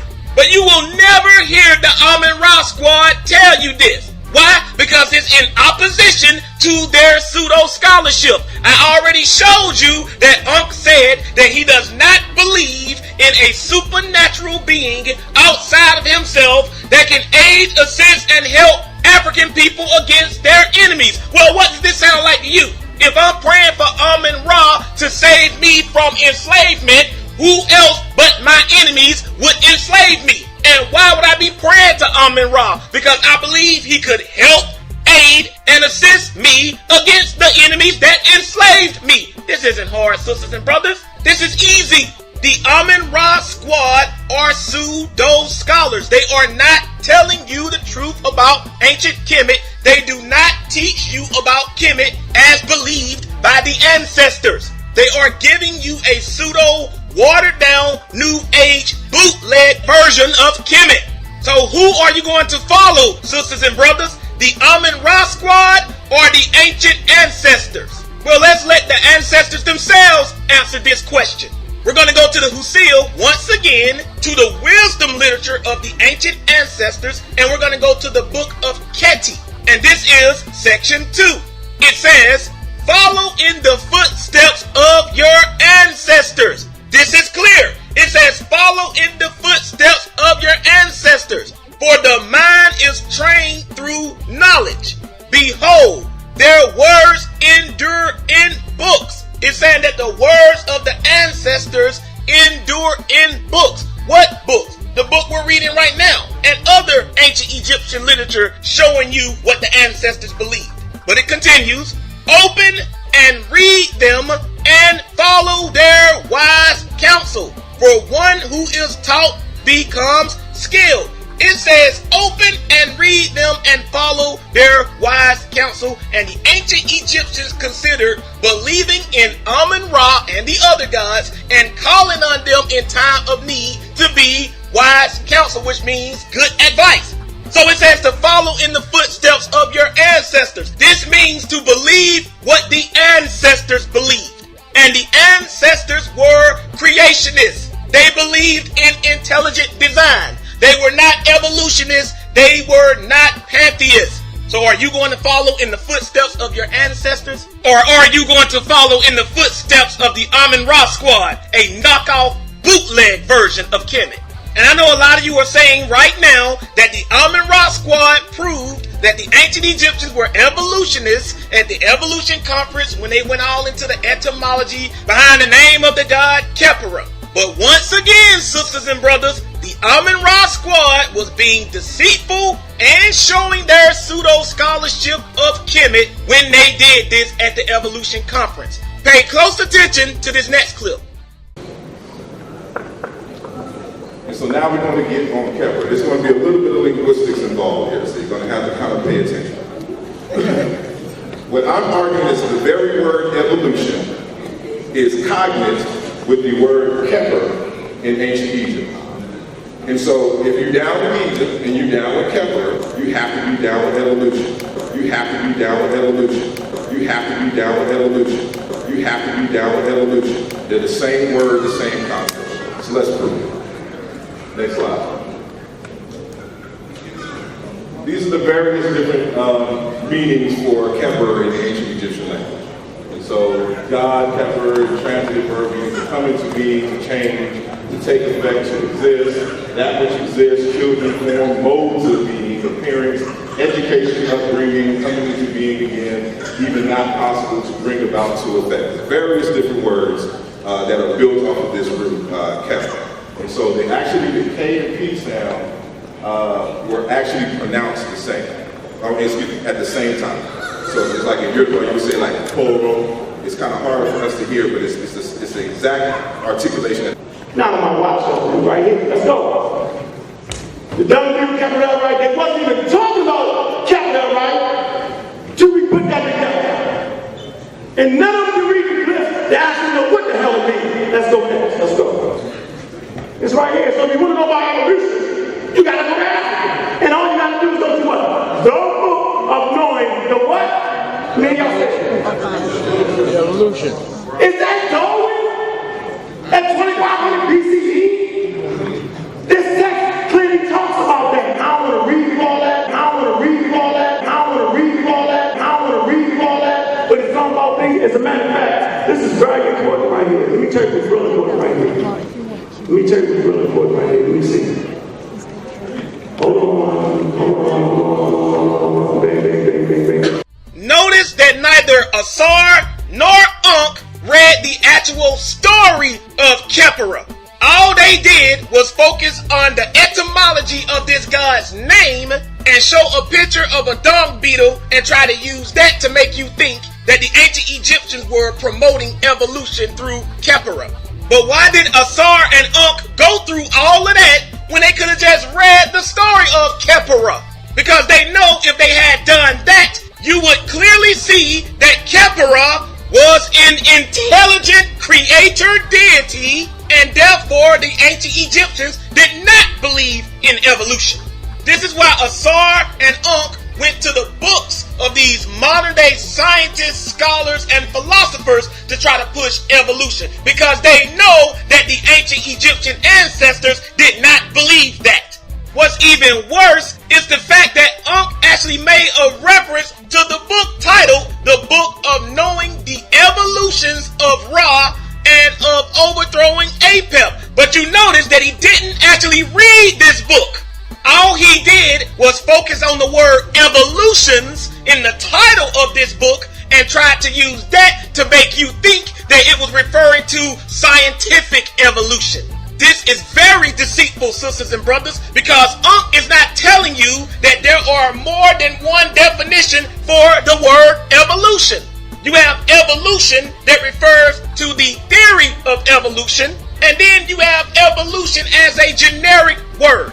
So the smart thing to do would be to look up both definitions of the word evolution and see which one applies to the book of knowing the evolutions of Ra and of overthrowing Apep.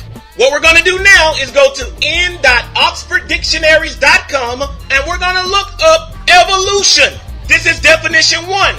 Now, the process by which different kinds of living organisms are believed to have developed from earlier forms during the history of the earth. That is the scientific definition of evolution, which is what the Amun-Ra squad pushes. But now let's look at definition 2. It says the gradual development of something. This is the general term for evolution. It has nothing to do with scientific evolution. An example of me using evolution in this sense would be me saying my teaching skills have evolved, or your work skills have evolved. This definition of evolution just simply means any kind of work process. For instance, if you were writing a book and the last time I talked to you, you were on page 20, and then I came back a few months later and you were on page 120, that would mean that your book has evolved. It has nothing to do with the process by which different kinds of living organisms are believed to have developed from earlier forms during the history of the earth. So in what sense is the word evolution used in the title of the book of knowing the evolutions of Ra and of overthrowing Apep? Well, what we would have to do is actually read that book and then we'll see. What we're about to read now is the exact same thing Unc referenced at the Evolution Conference, but did not actually read. This is the History of Creation, version A, by E.A. Wallace Budge, the same translation Unc displayed at the Evolution Conference. Once again, this is the title of the book. The Book of Knowing the Evolutions of Ra and of Overthrowing Apep. Remember, we're trying to see in what sense the word evolutions is used here. Does it mean scientific evolution, or does it mean a creative work process? This is what it says. These are the words which the god Nefertcher spake after he had come into being. So now we got a god speaking after coming into existence. I am he who came into being in the form of the god Khepera. This is the god we're interested in, because this is the god that Asar and Ankh tried to use to prove evolution. They tried to play on the meaning of this god's name, which means to become. But it has nothing to do with evolution. And look at this now. Pay attention to what's being said here. And I also want you to be honest and ask yourself, does this sound like evolution or creationism, i.e. intelligent design? But it continues. I am the creator of that which came into being.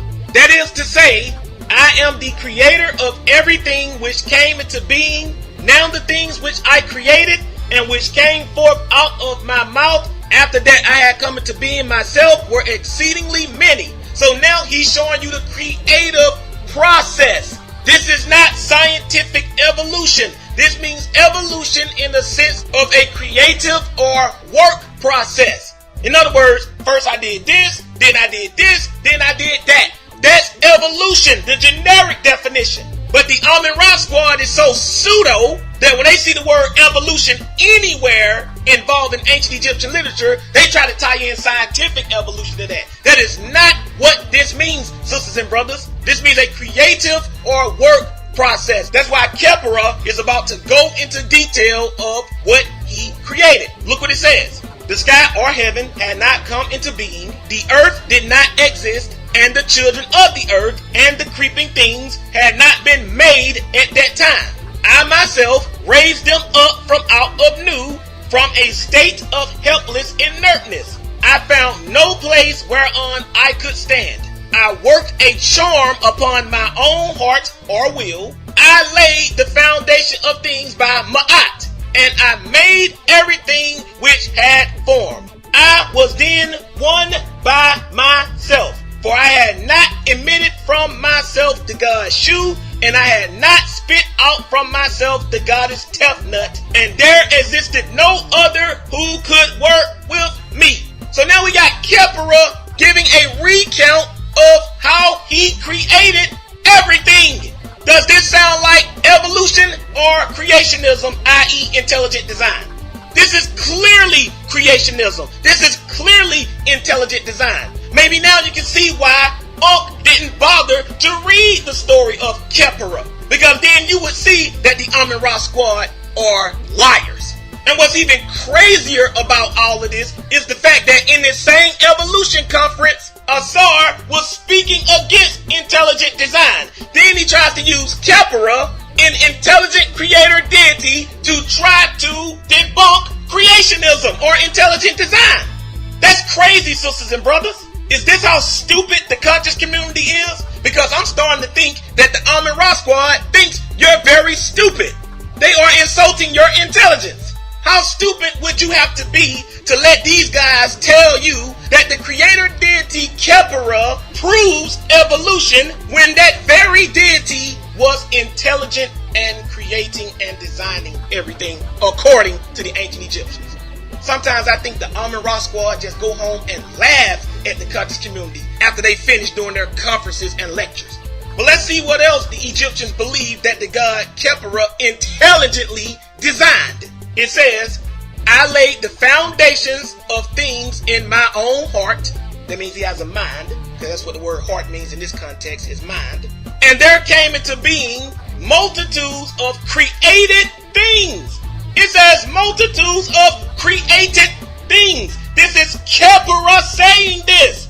It continues, which came into being from the created things, which were born from the created things, which arose from what they brought forth.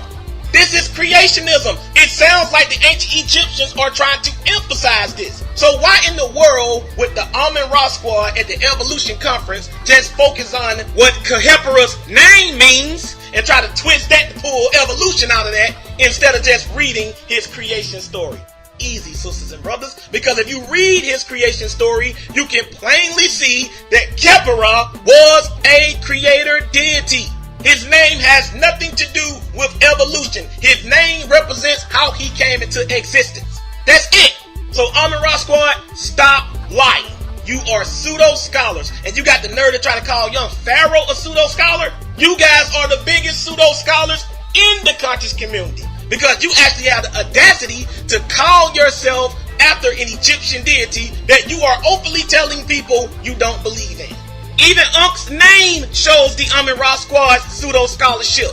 The word Unk is an Egyptian word that means life. And if you examine the walls and temples of ancient Egypt, you'll notice that the ancient Egyptians often depicted their gods holding Unks. Why? Because the ancient Egyptians believed that the gods, or the Neteru, were the source of all life.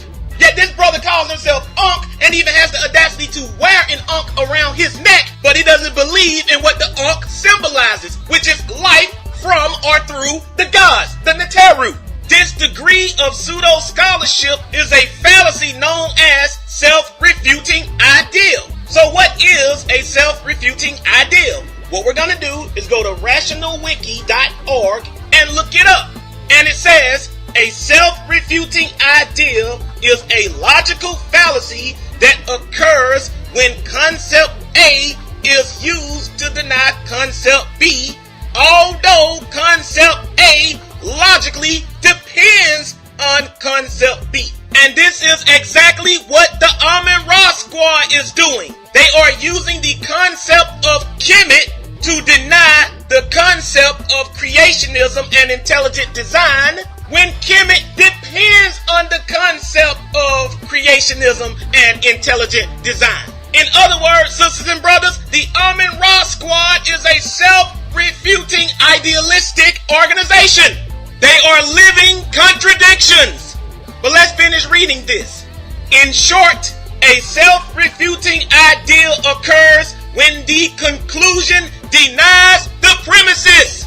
And the premises is the ideal or foundation you first use to present your argument, which means that the conclusion that you reach contradicts the very foundation that you use to present your argument in the first place. And this is what the Amun-Ra squad does. The premises or foundation that they use to deny creationism and intelligent design is Kemet. But the conclusion that they reach is that there is no creationism or intelligent design, even though the foundation they use to present this argument, Kemet, does support the ideal of creationism and intelligent design. You mean to tell me that the conscious community doesn't see anything hypocritical about this? They don't see anything pseudo about this? How about deceptive? Are people who follow the Amun-Ra squad really this dumb? Because I'm starting to think so. But now, that's enough of the warm-up. I just want to get that out the way before we get to the real stuff I wanted to address in this video. And that's the stuff they were addressing in that Google Hangout that they aimed at me. Let's pick it up with Basim's second question that he asked Jonathan and Unc, which was, what role did cosmology play in the ancient Egyptian belief system, and how important was it to them? Now pay close attention to how Jonathan and Unc respond. My next question is, I would like to know, and if you could explain if it was, very important, if it was just, something that, wasn't the main agenda or something like that. But if you could explain the importance pertaining to ancient Kemet and the Egyptians of that time in relation to their belief system. What do you think pertaining to their worldwide views, more specifically cosmology? What do you personally believe that they taught and their stance was at that time? I wouldn't know how much cosmology played in that topic. I wouldn't know how much cosmology played in that topic. I wouldn't know how much cosmology played in that topic. I wouldn't know how much cosmology played in that topic. I know Kemetic history is big on cosmogony, being the creation of the cosmos or whatever, how everything comes into existence, and we can find 4 stories of the such, all at different time periods being more prominent or less prominent than another, and in different quote-unquote cults, which really mean like cultures, you know what I'm saying? In different cults, they would have different cosmogonies that were more prominent than others. So then when we go back and do our research, the one that might be the most popular in Egyptology might not necessarily be the one that was, most popular in actual historicity. Are you referring to the quote-unquote things like the old god, what they would call the... Now, the first thing I want to bring to your attention is the fact that Jonathan Owens said out of his own mouth that he wouldn't know how much cosmology plays in that topic. This response either shows Jonathan's ignorance of ancient Egyptian cosmology or his deceit concerning ancient Egyptian cosmology. Why do I say that? Well, first, we'll have to look up the word cosmology to see what it means. We're going to go again to OxfordDictionaries.com under the word cosmology. This is what it says. Definition 1. The science of the origin and development of the universe. So when you talk about the ancient Egyptians' cosmology, It means what they believed was the science of the origin and development of the universe. It continues. Modern cosmology, notice it said modern, not ancient. Modern cosmology is dominated by the Big Bang Theory, which brings together observational astronomy and particle physics. Now, this is definition 1.1, and this is the general definition of cosmology. It says, an account or theory of the origin of the universe. So when you talk about the cosmology of the ancient Egyptians, you are dealing with the theory or belief that they had concerning the origin of the universe. Now, you mean to tell me that Jonathan Owens is supposed to be this big expert on Kemet and Kemetic science, but doesn't know what the ancient Egyptians believed concerning the origin of the universe and what role this played in their belief system?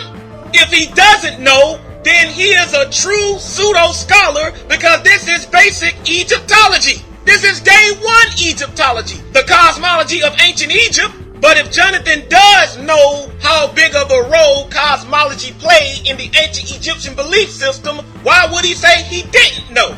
Because then he wouldn't have to go into the cosmology of ancient Egypt and show you that the ancient Egyptians were in fact creationists that believed in intelligent design, something the Amun-Ra Squad teaches against. So no matter how you look at it, sisters and brothers, Jonathan Owens is full of it. This is why he introduced an entirely different word into the discussion that Basim asked nothing about. Jonathan started talking about cosmogony. Why? Because he wanted to get away from that word cosmology, because he knows what that word entails. It will take you to ancient Kemet and show you their various, numerous creation stories. So he started talking about cosmogony to avoid answering Basim's question. This was nothing but a diversion tactic. If you remember, he did the same thing earlier when Basim asked him if the Egyptians were atheists, evolutionists, or creationists. What did Jonathan Owens do? He introduced an entirely different word into the discussion and focused on that, while completely ignoring the three things that Basim asked him about. Jonathan started talking about pantheism and started claiming that the Egyptians were pantheists, which I have shown you was false. But that's how the Amun-Ra Squad gets down.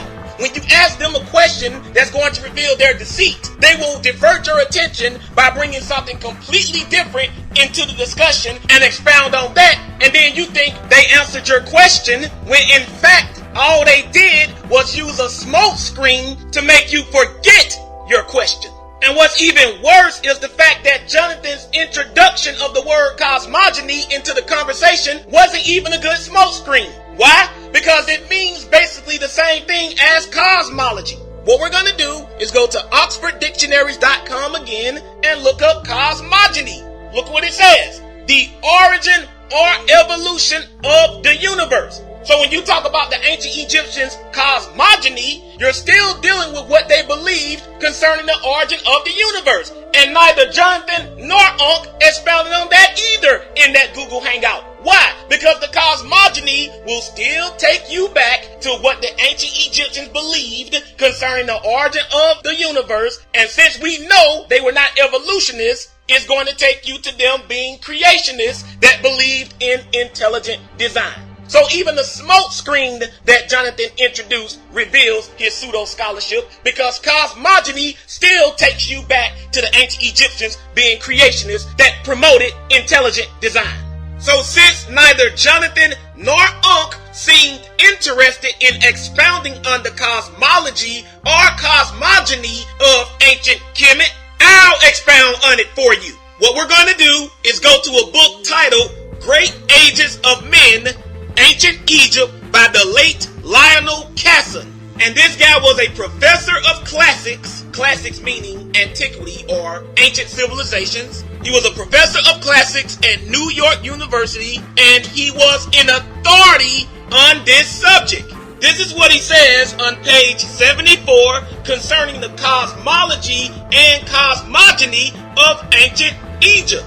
The Egyptians entertained not only a multiplicity of gods, but several alternative mythological accounts to explain the same phenomenon.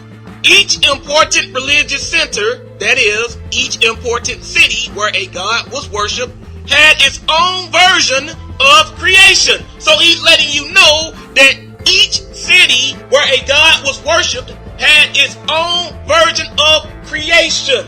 Notice he said creation, not evolution. The priests of Heliopolis attributed creation to Atum, a god pictured as a human being, but identified with the sun god Re, or Ra. You know Ra as in Amun-Ra squad? Then it says, their theory had to do with the appearance of light in the darkness. The founders of the Middle Kingdom at Thebes ascribed creation to Amun, as in, again, Amun-Ra. So it tells you that the founders of the Middle Kingdom at Thebes ascribed creation to Amun. Not evolution, creation. But let's see what kind of creation.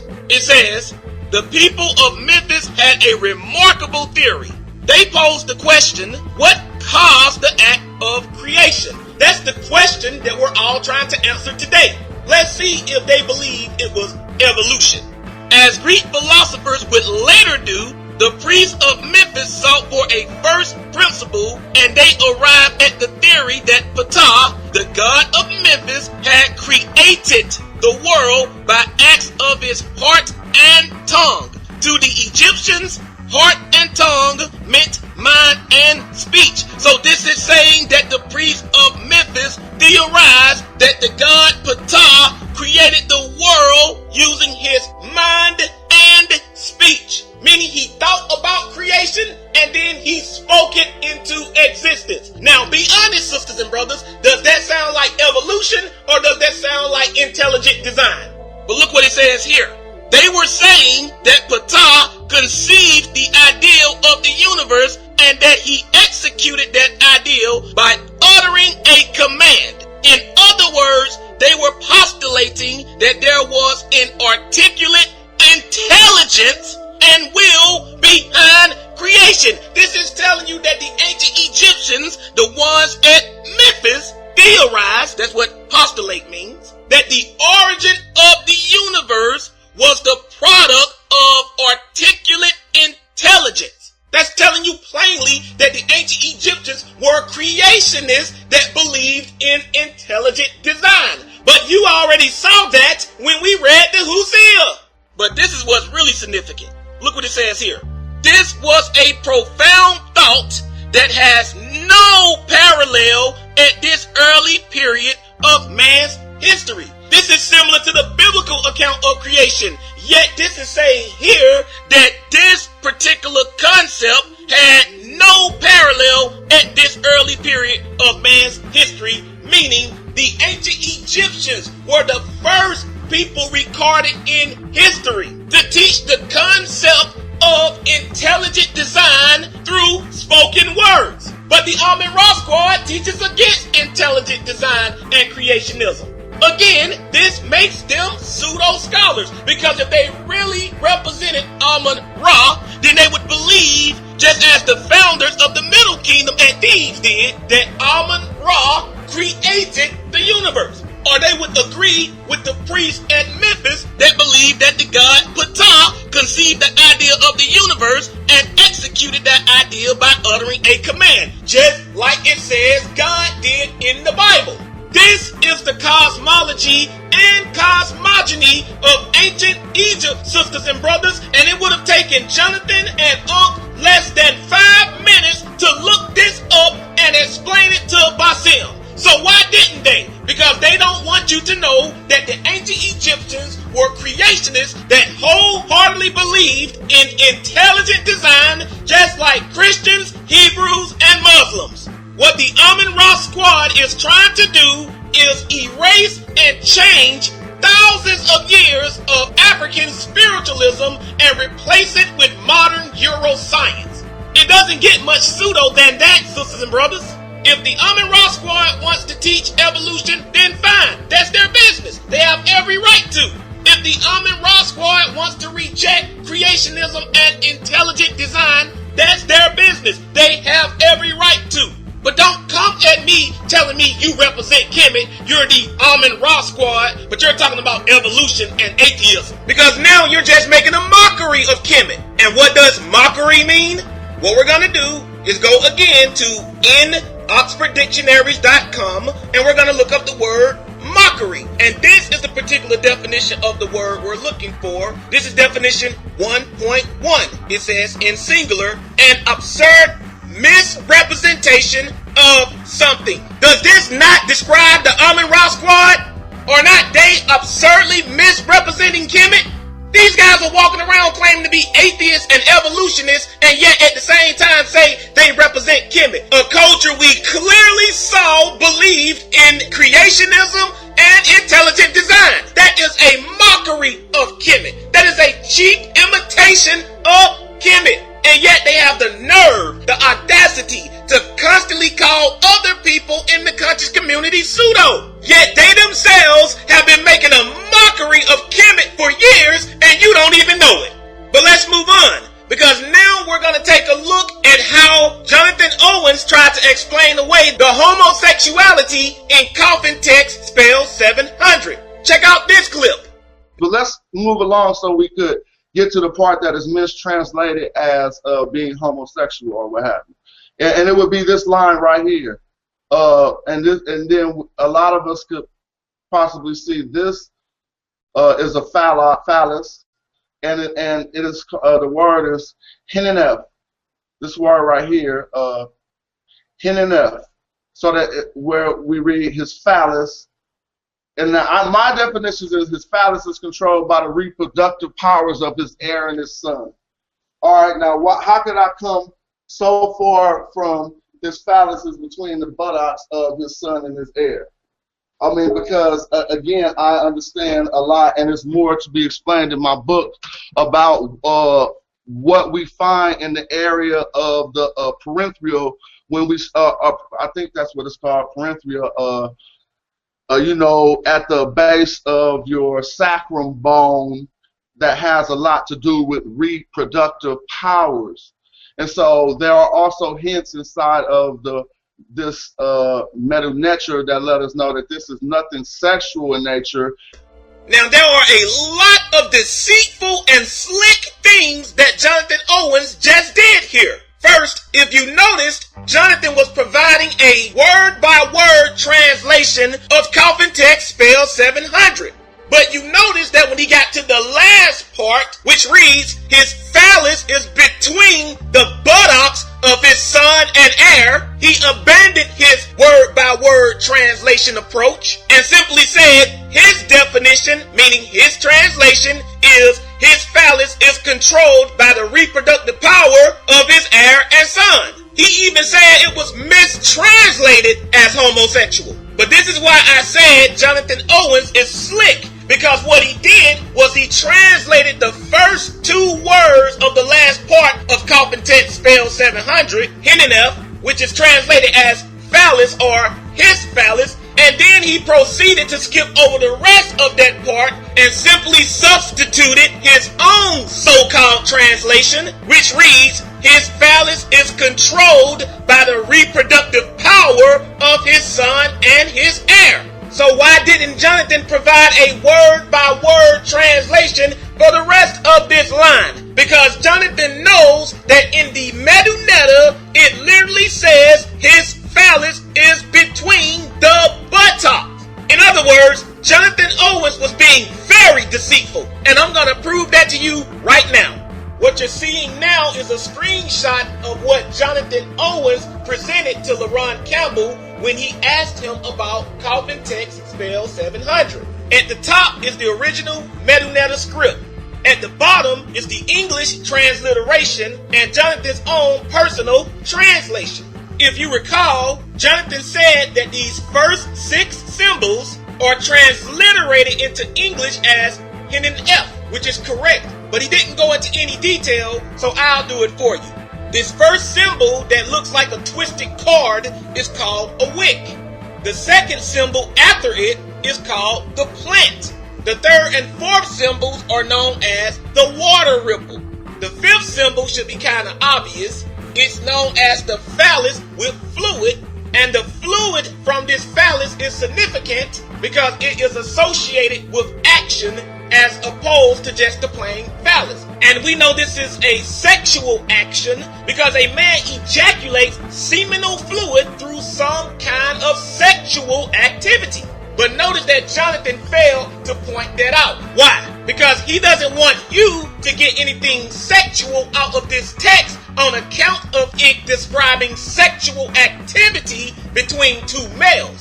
And last, we have the snake or viper symbol. So we see that Jonathan transliterated these first 6 symbols as Hin and F, meaning phallus or his phallus, which is correct. But if you remember, this is where Jonathan stopped his word-by-word translation of Coffin text spell 700. So the question is, what is the meaning of the next transliterated word after Hin and F? And why didn't Jonathan address this word? Because Jonathan knows that if he had explained the meaning of this next word, it would have revealed that this text is describing sodomy between two males. And I'm going to prove that to you right now. If you notice, the next word after Hin and F is the word imiti. And this word is transliterated from the next 2 symbols. The first symbol is called the reed or single reed.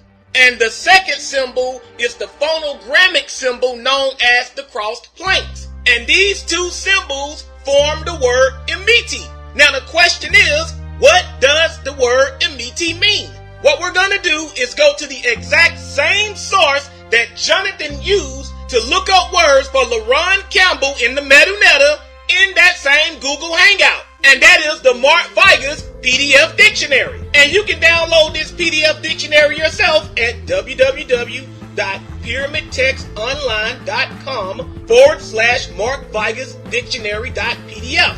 And it's a very good tool to have because it allows you to go behind these people like Jonathan and see if they're telling the truth about what's in the Medunetta. And when you look it up in the Mark Vigas PDF Dictionary, it tells you that it means between. Notice the same 2 symbols there, the single reed and the cross planks. And the word associated with it is immi. Now, I know a lot of y'all might be saying, wait a minute, Josh, you said that the transliterated word is imiti. This here says imi. So they can't be the same word, even if they do have the same characters in the Medunetta. But they are most definitely the same word, sisters and brothers, and I'm going to prove that to you right now.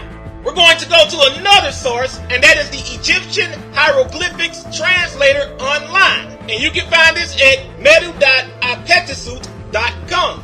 And this is another good source to have because, again, it helps you to go behind people like Jonathan Owens to see if they are telling the truth about what is in the Medunetta. And it's easy to use. All you have to do is type in whatever English word you want translated, and it will provide the translation in the Medunetta. And when you key in the word between, notice that the Egyptian word imiti comes up. That's the same transliterated word that Jonathan provided us in his screenshot during the Google Hangout. Then it gives you the different variations of this word. It says imiti equals imi. That's the same transliterated word that appears in Mark Vigas' dictionary that means between. And if you want further proof that imiti and imi are the same word, all you have to do is scroll your screen down a little bit and look at the 4th entry of symbols it gives you to write the word between in Medunetta, and you'll see the single reed and the cross planks. And those are the same 2 symbols that appeared in the transliteration that Jonathan Owens provided us. So what does this mean? This means that the next word after Hin and F, meaning his phallus, is the word between. So that means that the first part of this sentence reads, his phallus is between. But when we look at Jonathan's personal translation, which he provided in the Google Hangout, the word between appears nowhere in it.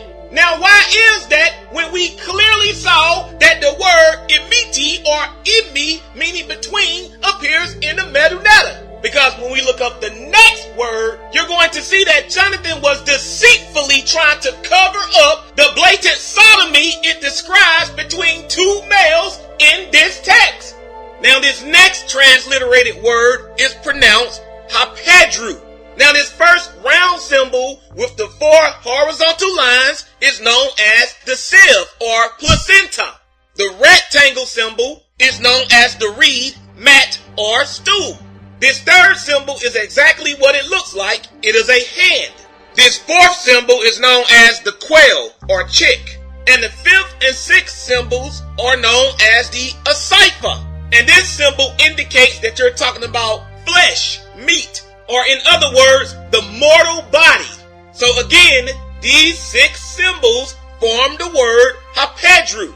But what does this word mean? Once again, we're going to go to the same source that Jonathan Owens used during this Google Hangout, the Mort Vigus PDF Dictionary, and look it up. And when you look it up, it tells you that it means buttocks. And notice that the same symbols appear in the Medunetta. You have that round symbol with the 4 lines going through it, which is the sieve or placenta. You have that rectangular symbol, which is the reed, mat, or stool. Of course, there's the hand symbol. There's the quail chick symbol. And last, we have the asaifa symbol, indicating flesh, meat, or mortal body. And it only has one asaifa symbol here, but it's the same word. And finally, you have these 3 small rectangle symbols. This is known as the determinative plural, and it's used with words that are plural in meaning and with singular words that end in W or WT, known as false plurals. And I know a lot of y'all are looking at this and you're saying, wait a minute, Josh. In this dictionary, it's transliterated to spell HPDW. But in the screenshot that Jonathan Owens presented, it was spelled XPDW. So wouldn't that mean that these are 2 different words, even though they have the same characters in the Medunetta? No, sisters and brothers, they're the same word. HPDW is just another transliterated variation of XPDW, and I'm going to prove that to you right now. We're going to go again to the Egyptian Hieroglyphics Translator online, and when you key in the word buttocks, it gives you the word hapedru, and it tells you in parentheses that it means buttocks. But look what it says below that. It shows you the different transliterations of this word. And notice that it tells you that it's XPDW equals XPDW equals XPDW equals XPD equals PHT. So what this is giving you are the different variations of how this word is transliterated in English. And you'll notice that XPDW appears in the screenshot of the transliteration that Jonathan Owens provided in the Google Hangout. That means that the third word in this sentence is buttocks, which means that the first part of this sentence reads, his phallus is between the buttocks. And this is exactly the way Raymond Oliver Faulkner translated it. But when we look at Jonathan's translation of this sentence, the word buttocks doesn't appear there either. So why are the words between and buttocks missing from the translation that Jonathan Owens provided us? Because he doesn't want you to know that this sentence literally says his phallus is between the buttocks of his son and heir, and therefore it is a spell promoting sodomy. This is why Jonathan reworded this sentence to read instead, his phallus is controlled by the reproductive power of his son and his heir. But there's only one problem. The words controlled, reproductive, and power appear nowhere in the Medunetta. So that means that Jonathan Owens added to the ancient Egyptian text. He even said himself, a lot of y'all might be wondering how I got so far away from his phallus is between the buttocks of his son and heir. And then he said, it's because I know some things. And then he started getting all off into what the Egyptians believed concerning where sperm is produced inside of a male. But that has nothing to do with Coffin text spelled 700. Even if Jonathan thinks he knows exactly what the author was thinking when he wrote Spell 700, that does not give him the right to insert his own thoughts and ideas and call that a translation. What Jonathan did here is known as eisegesis, and according to dictionary.com, eisegesis is defined as an interpretation, especially of scripture, in other words, some kind of holy writings, like the Coffin text, ancient Egyptian sacred writings, that expresses the interpreter's own ideas, bias, or the like, rather than the meaning of the text. And you're not going to tell me that Jonathan Owens was not being biased when he omitted the words between and buttocks from his translation, nor are you going to tell me that doing that doesn't change the overall meaning of the text. And even if Jonathan tries to claim that even though it says phallus between buttocks, it really means phallus being controlled by the reproductive power of his son and his heir, Jonathan would still have to explain why the author of Spell 700 chose to write phallus between the buttocks to express control by the reproductive power.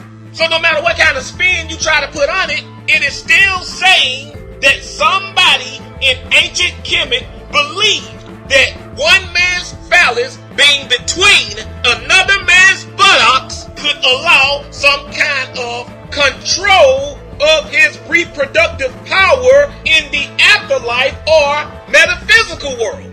So unless Jonathan feels that there are scenarios where one man putting his phallus between another man's buttocks isn't homosexual, then this little contrived personal translation that he provided for Spell 700 does not excuse or explain away the blatant sodomy mentioned in it. So Jonathan, are you saying that there are scenarios where if a man puts his phallus between another man's buttocks, it isn't gay? Because if you say no, then you would have to admit that Spell 700 is promoting homosexuality between two men. But if you say yes, then you are telling us that you believe that there were times where if a man put his phallus between another man's buttocks, it doesn't even matter if it's in the metaphysical world or the real world, it's not homosexual. That sounds exactly like the stuff they claim in prison. You got guys in prison right now who rape other men, but they don't consider themselves homosexual. So is this the way you're looking at this, Jonathan? You can't say, oh, it's not sodomy, because the sodomy is in the metaneta. I showed you that. A phallus being in another man's butt, that is sodomy, period. We know that. So you can't say that the sodomy is not there or it isn't mentioned there. But what you're telling us is it's there, but it's not homosexual. It means controlling the reproductive power of a son or an heir.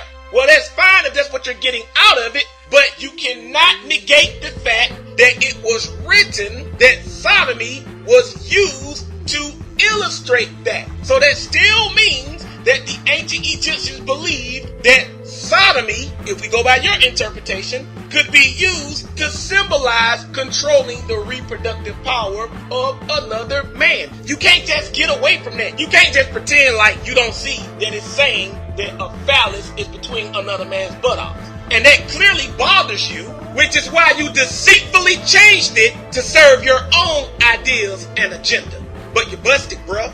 It says his phallus is between the buttocks of his son and heir, which is sodomy, and there is no kind of spin that you can put on this text that will change that.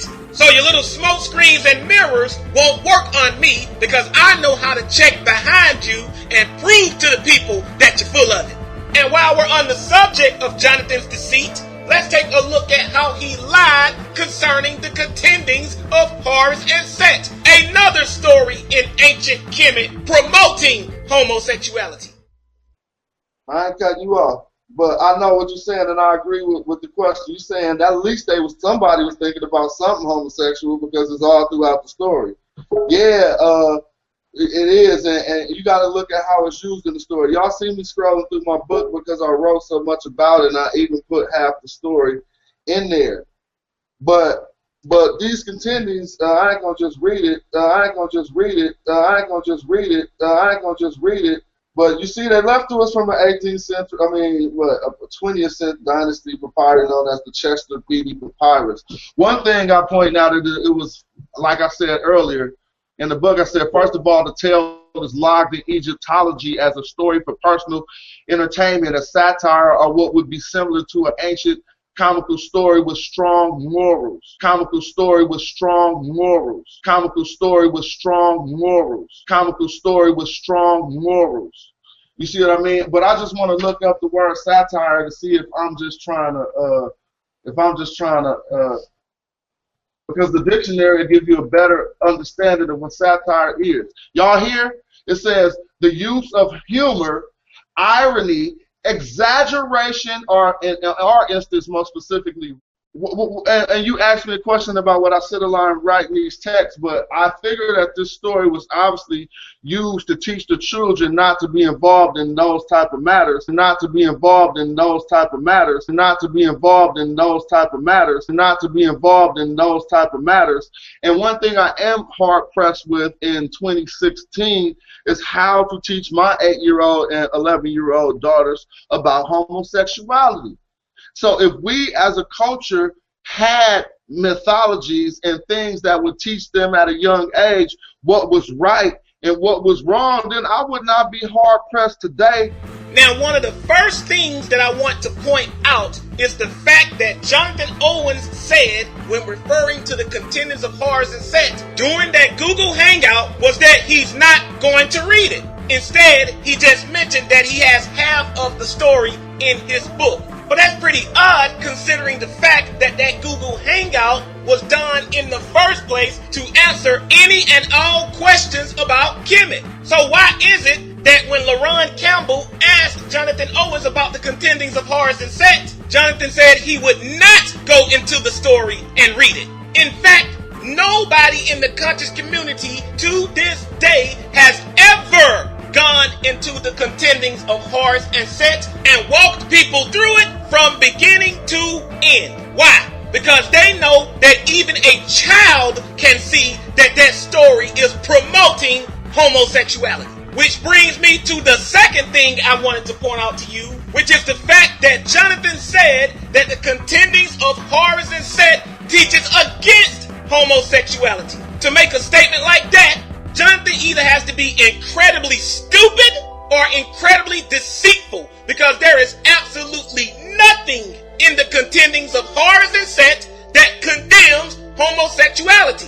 On the contrary, the contendings of Horus and Set actually rewards homosexual behavior. And I'm going to prove that to you right now by doing something that Jonathan refuses to do. And that's actually walking you through the contendings of Horus and Set. We're going to go to a book titled The Literature of Ancient Egypt, an anthology of stories, instructions, and poetry. And this is the new edition. It was edited by William Kelly Simpson with translations by Raymond Oliver Faulkner, E.F. Wentz Jr., and W.K. Simpson. And I provided a website link below where you can go and read the entire story of the contendings of Horus and Set online. Then you can see for yourself if it condemns or rewards homosexual behavior. Now we're going to pick this story up right where the homosexual activity between Horus and Set began. And it says, now afterward,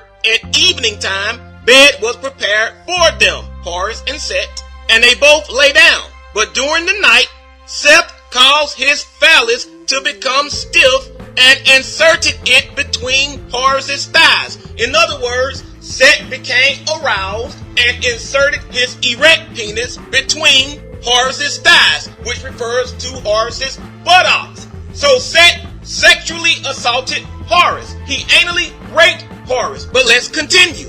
Then Horus placed his hands between his thighs and received Seth's semen. So Horus caught Seth's semen in his hands. Then it says, Horus went to tell his mother Isis, help me, Isis, my mother. "Come and see what Seth has done to me." And he opened his hands and let her see Seth's semen. She let out a loud shriek, seized her copper knife, cut off his hands, threw them into the water, and restored for him hands that were equivalent.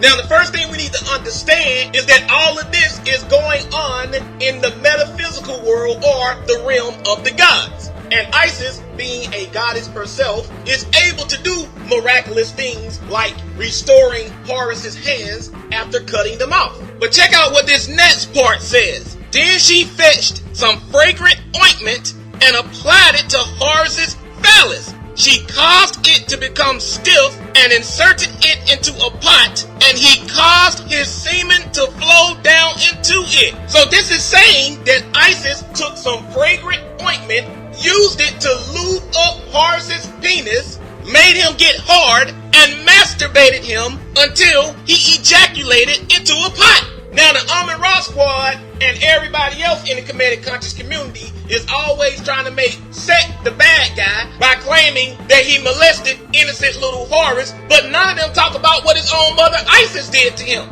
So right after we read about Set anally raping Horus, we read about his own mother molesting him. So Jonathan, if Set is supposed to be the bad guy for what he did to Horus, how do you view Isis? Do you feel she was going against the principles of Ma'at when she gave her own son a hand job?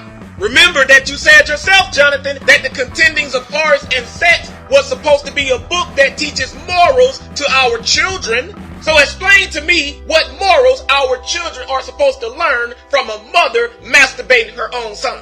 Oh, but it gets worse. Let's continue. Isis at morning time went carrying the semen of Horus to the garden of Seth and said to Seth's gardener, "What sort of vegetable is it that Seth eats here in your company?" So the gardener told her, "He doesn't eat any vegetable here in my company except lettuce." And Isis added the semen of Horus unto it. So now Isis is spreading Horus's semen on Seth's favorite food, lettuce.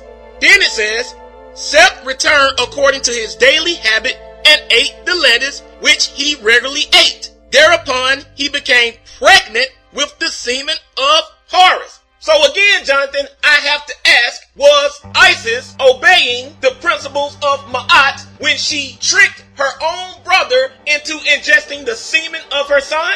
Because nowhere in this story are the actions of Isis ever condemned. Also notice that it says that Set became pregnant after ingesting the semen of Horus. How? Because the ancient Egyptians believed that in the metaphysical world, or the realm of the gods, or the spirit world, whatever you want to call it, the gods, or the Neteru, were not subject to human laws of nature. But let's move on and see if this story teaches against homosexual behavior, as Jonathan claims, or if it rewards it. It says, "So Seth went to tell Horus, 'Come, let's go that I may contend with you in a tribunal.'"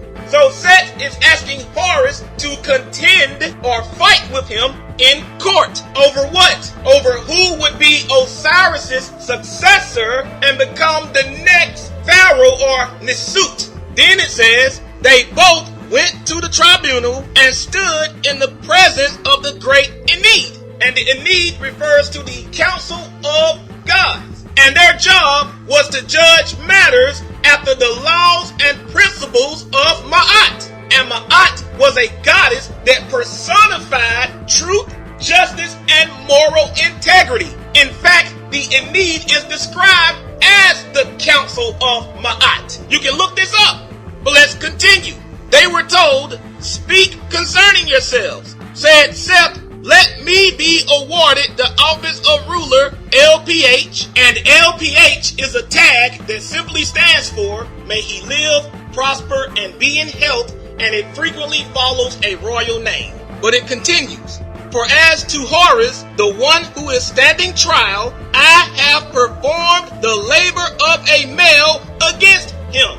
So Set is telling the Enid, the council of the gods who judge after the laws and principles of Ma'at, that he had performed the labor of a male against Horus. In other words, Set was saying that he had dominated Horus sexually. He was saying that he had raped Horus. Now let's see how the Ennead responds to Set's claim. And keep in mind that the job of the Ennead was to judge after the laws and principles of Ma'at, which personified truth, justice, and moral integrity. Look what it says. The Ennead let out a loud cry. They spewed and spat at Horus's face. Wait a minute, Jonathan.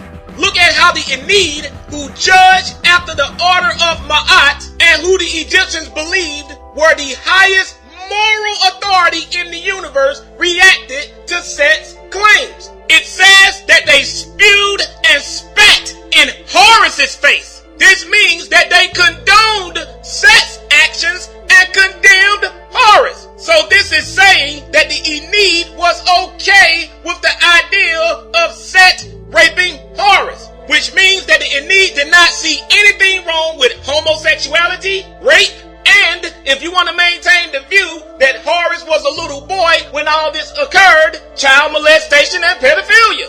So Jonathan Owens, you are a liar. The contendings of Horus and Set does not teach against homosexuality.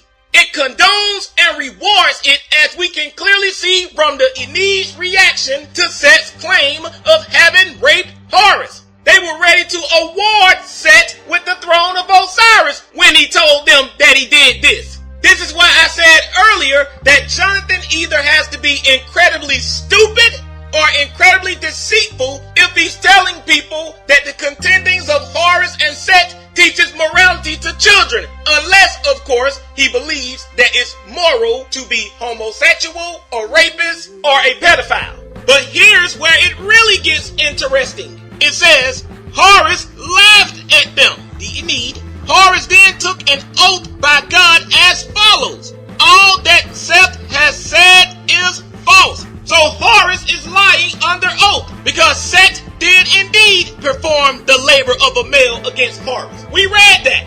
So is this moral? You said in your book, Jonathan, that Horus is normally the embodiment of righteousness and adherence to Ma'at. So is lying under oath in court moral? Is this the kind of stuff we're supposed to be teaching our kids to do? Remember, you said that Horus was the embodiment of righteousness in the contendings of Horus and Set was his opposite. So are you saying that Horus is an example of moral integrity for our children in this story? Because from what it looks like to me, neither Horus nor Set was setting a good example for our children, which makes sense because the contendings of Horus and Set is not a book of morality anyway.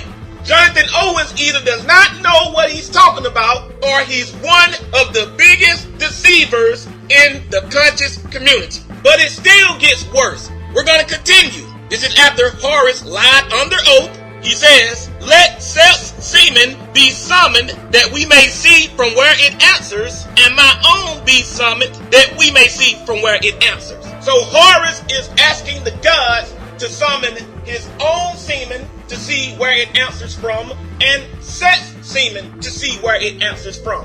The purpose of this bizarre request is to determine who raped who.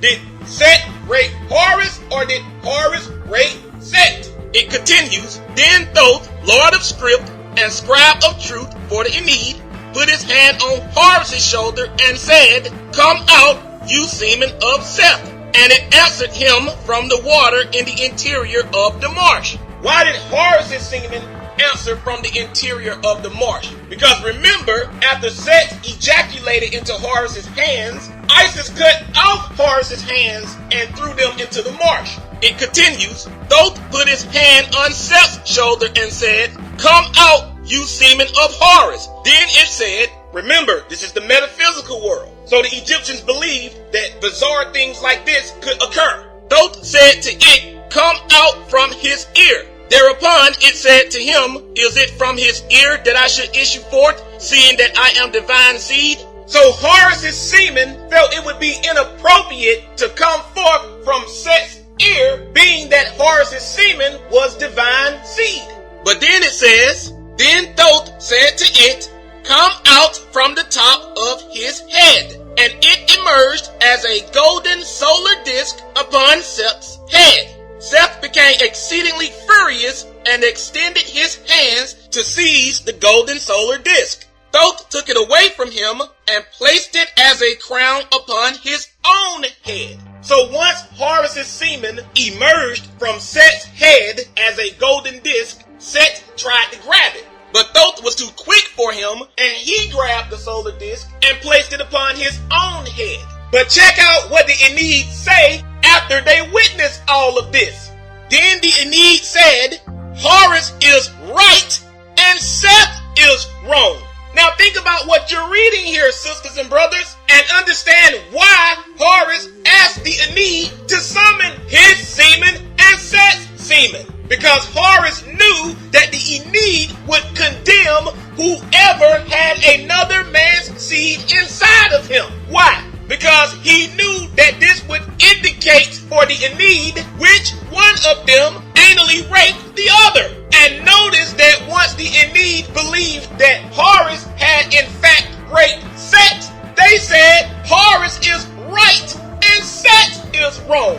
Now think for a minute, sisters and brothers, if the contendings of Horus and Set teaches against homosexuality as Jonathan Owens claims, then why did the Ennead condemn the person that was raped and justify the person that did the raping? When Set told them that he had raped Horus, they spewed and spat in Horus's face. But when Horus tricked them into thinking he had raped Set, they said Horus is right and Set is wrong. So again, Jonathan, you are a liar because you know it doesn't condemn homosexuality. It promotes and rewards it. The Ennead were ready to give the throne of Osiris to whichever one of these two gods who could prove he had dominated the other one sexually.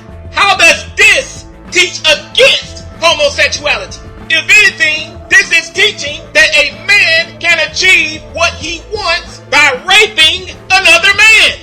And I've heard the excuses you've used in other videos to try to dismiss the contendings of Horus and Set, Jonathan. In another video, you claim it was written by Canaanites at Deir el Medina, which you lied and said was a Canaanite city. You even went as far as calling the contendings of Horus and Set a Canaanite text. And you can't deny this because I have it all on the record, which I pointed out in my documentary. Yet you still haven't provided a single primary source or cited a single credible Egyptologist that claims that the contendings of Horus and Set was written by anybody other than the Egyptians. But my favorite excuse that you use to dismiss the contendings of Horus and Set is the one you used in this Google Hangout. Let's break it down because you're 100% right, and that's what I mentioned before. But so in order to address the study with proper methodology, before you scrutinize it, you got to see how it's classified. And something from the Book of the Dead, like the Papyrus of Henut-Taui, would not be classified as a satire. Would not be classified as a satire. Would not be classified as a satire. Would not be classified as a satire. You see what I mean? But yet, the story like Horus and Set is classified by all scholars as a satire. And a satire is intended to make you laugh by bringing out by showing the bad in something to teach. You know what I'm saying? That's what satires do. They like point out the folly in life. Notice that Jonathan said that the contendings of Horus and Set is classified as a satire, which is something that is not to be taken seriously. What he's trying to do is dismiss the homosexuality in the contendings of Horus and Set by claiming it was written simply for the purpose of ridicule or entertainment. But if you notice, Jonathan said that writings like the Book of the Dead would not be classified as satire. So what is the Book of the Dead? It is a collection of funerary texts which the ancient Egyptian scribes composed for the benefit of the dead. And these writings contain spells and prayers that were designed to aid the dead in the afterlife. So that means that the Book of the Dead would be classified with earlier funerary texts such as the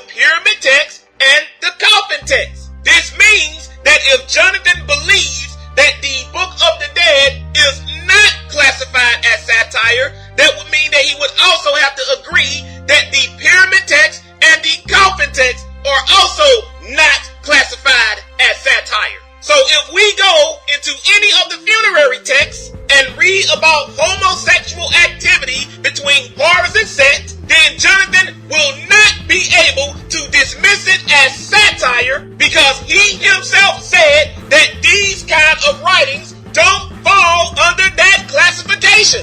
So what we're going to do is go to the ancient Egyptian pyramid text translated by James P. Allen, and every member of the Amun-Ra squad should be very familiar with who James P. Allen is. He's the Egyptologist that your guy Wujahu got caught plagiarizing. You can thank Team Osiris for pointing that out. So I don't want to hear any crap about the Amun-Ra squad not trusting James P. Allen's translation of the pyramid text because Wujahu plagiarized a book by James P. Allen that teaches you about translating and understanding the Medu-Neter. This is from the East Wall Antechamber of Pepi I, recitation 396. Listen to this.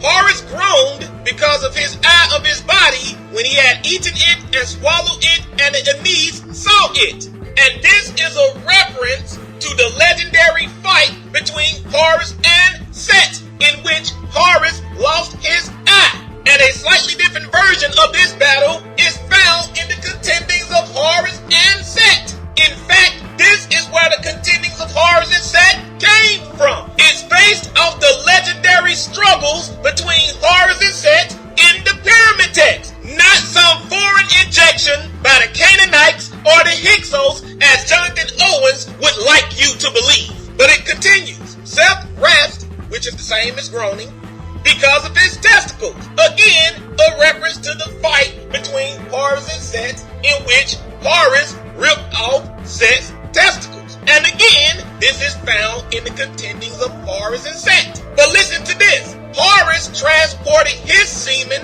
into Seth's anus. Seth transported his semen into Horus's anus. So now we have Horus and Set transporting their semen into each other's anus. Now, how did they accomplish that? Be serious, sisters and brothers. We're all adults here. We know how they accomplished that. They were performing anal sex on each other. And this is in the pyramid text, which predates the contendings of Horus and Set by over 1,000 years. So, Jonathan, even if you do dismiss the homosexuality in the contendings of Horus and Set as satire and ridicule, you can't dismiss it in the pyramid text because you yourself said that those kind of writings don't fall under that classification. So stop trying to cover up and clean up the gay agenda in ancient Kemet. The ancient Egyptians worshipped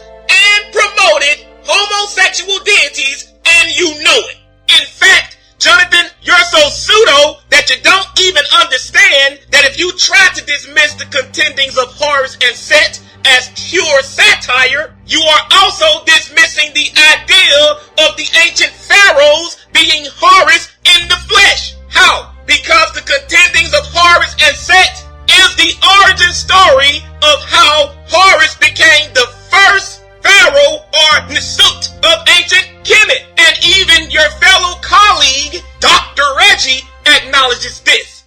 He was brought before a tribunal. Yeah, that was deep. He was brought. Because all they're going to tell you is the homosexual part, but they're not going to show you the condemnation. He was condemned for it. Sure. So please bring that back up again. He was brought in chains in front of the same group of people that do the weighing of the heart, yeah. Right? The assessors, right? And he was found guilty, and the world was given to Horus to be the first Nosut, first Nosut, first Nosut, first Nosut, and that's why we have our golden Horus name, and that's why we have our golden Horus name, and that's why we have our golden Horus name, and that's why we have our golden Horus name, because of. But people also don't understand this.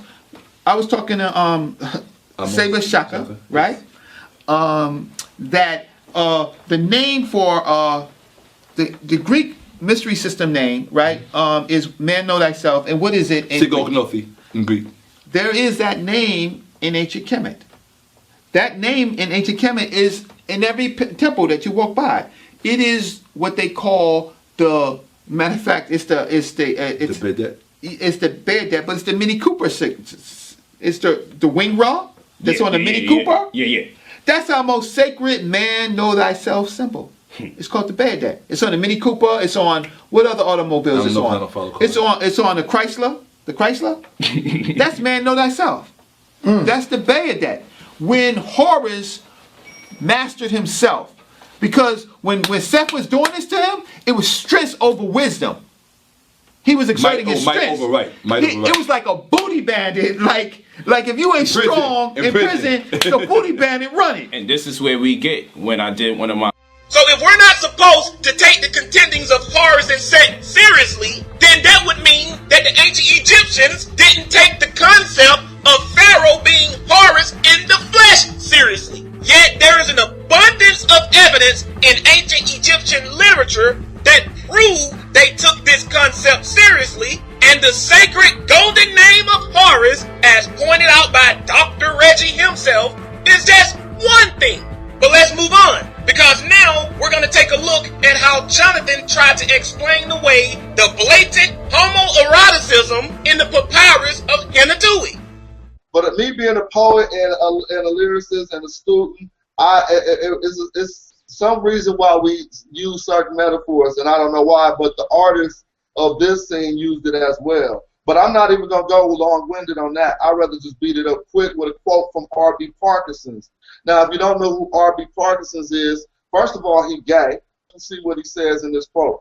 The scene of autofellation is a variant of a usual scene of the cosmos with Newt and Geb seen on the right in the frame, but they're not actually. It says here, however, specifically the night sky seems to be represented as a male who is identified as Osiris, foremost of the Westerners. So let's just pause right there.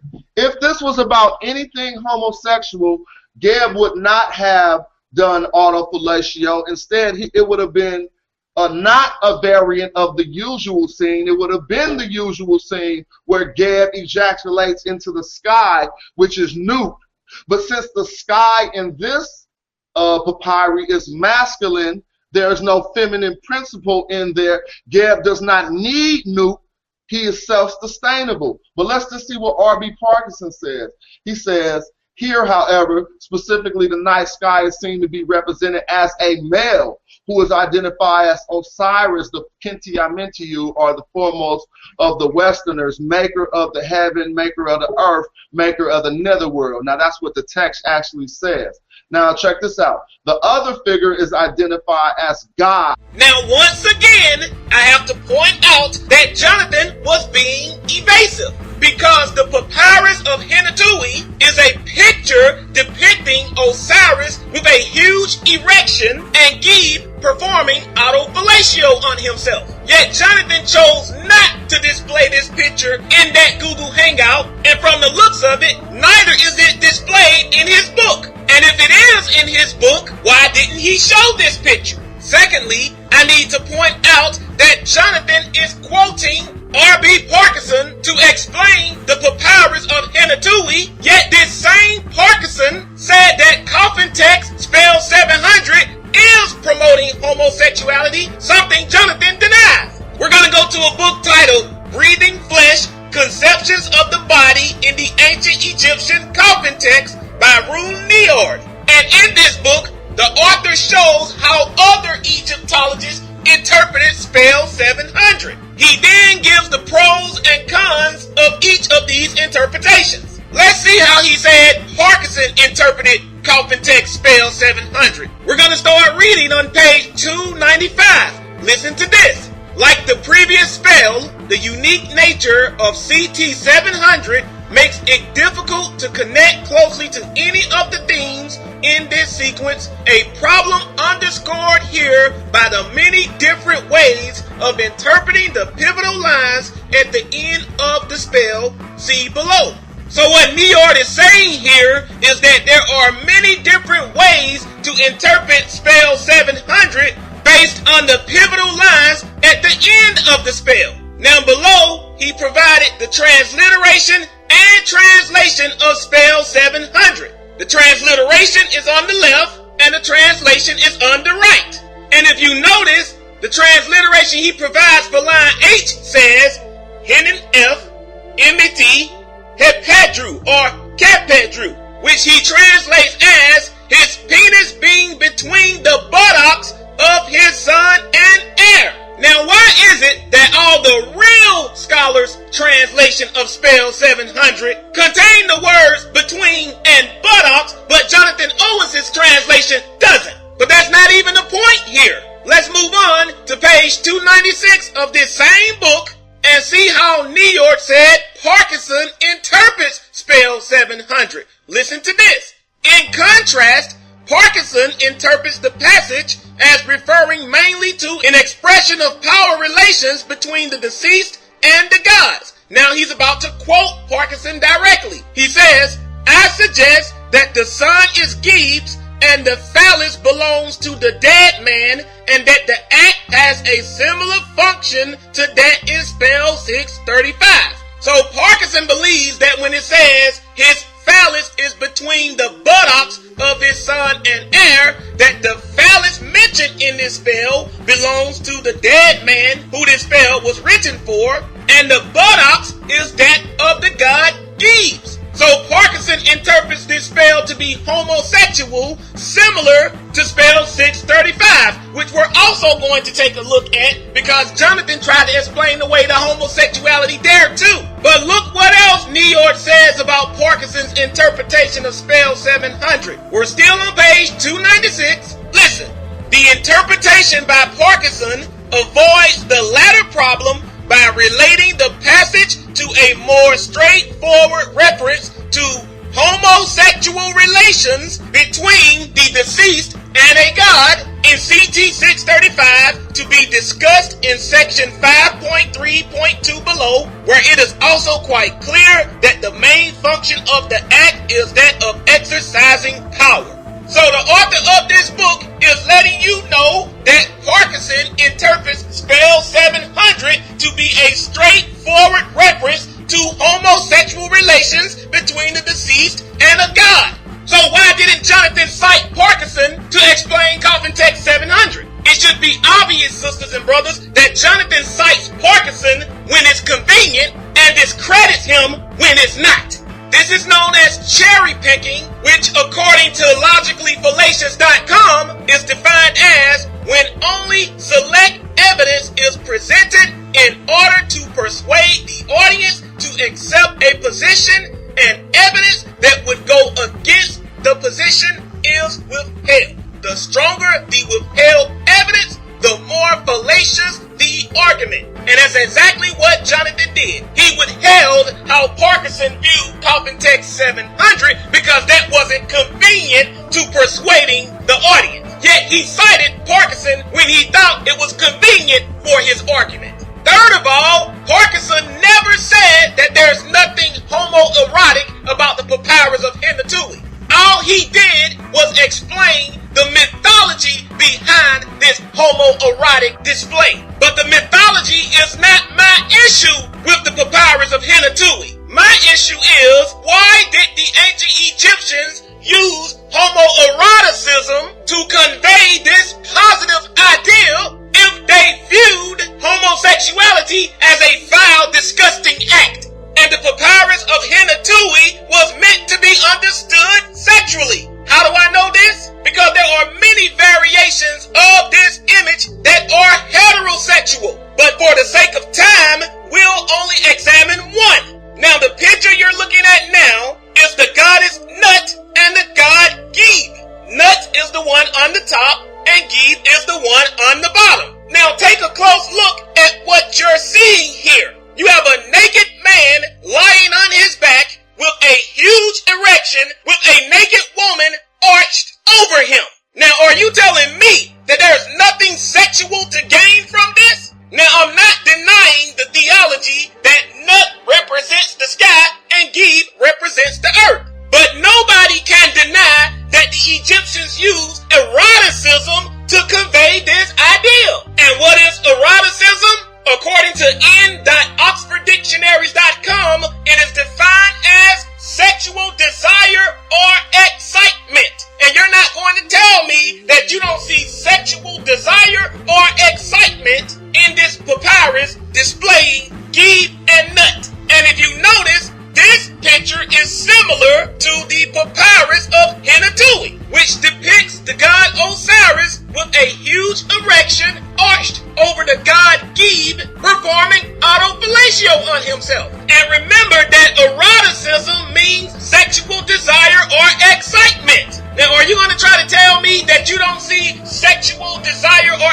excitement in this papyrus? And since this papyrus only contains males, that makes it homoeroticism. So what does all of this mean? It means that the ancient Egyptians used both eroticism and homoeroticism to convey ideas about nature. But again, my question is, if they supposedly view homosexuality as foul and disgusting, as Jonathan would like for you to believe, then why would they use homoeroticism to express any positive aspects of nature? And the papyrus of Hinatui is only one of many homoerotic images found in ancient Egypt that I presented in my documentary. So again, Jonathan, stop trying to cover up, clean up, justify, and deny the homosexual agenda in ancient Egypt. But now, let's go to the last place where Jonathan tried to explain away homosexuality in the Coffin text, and that's spell 635. Now pay close attention to how Jonathan responds to LaRon Campbell's question about this spell and reveals his own deceit and hypocrisy.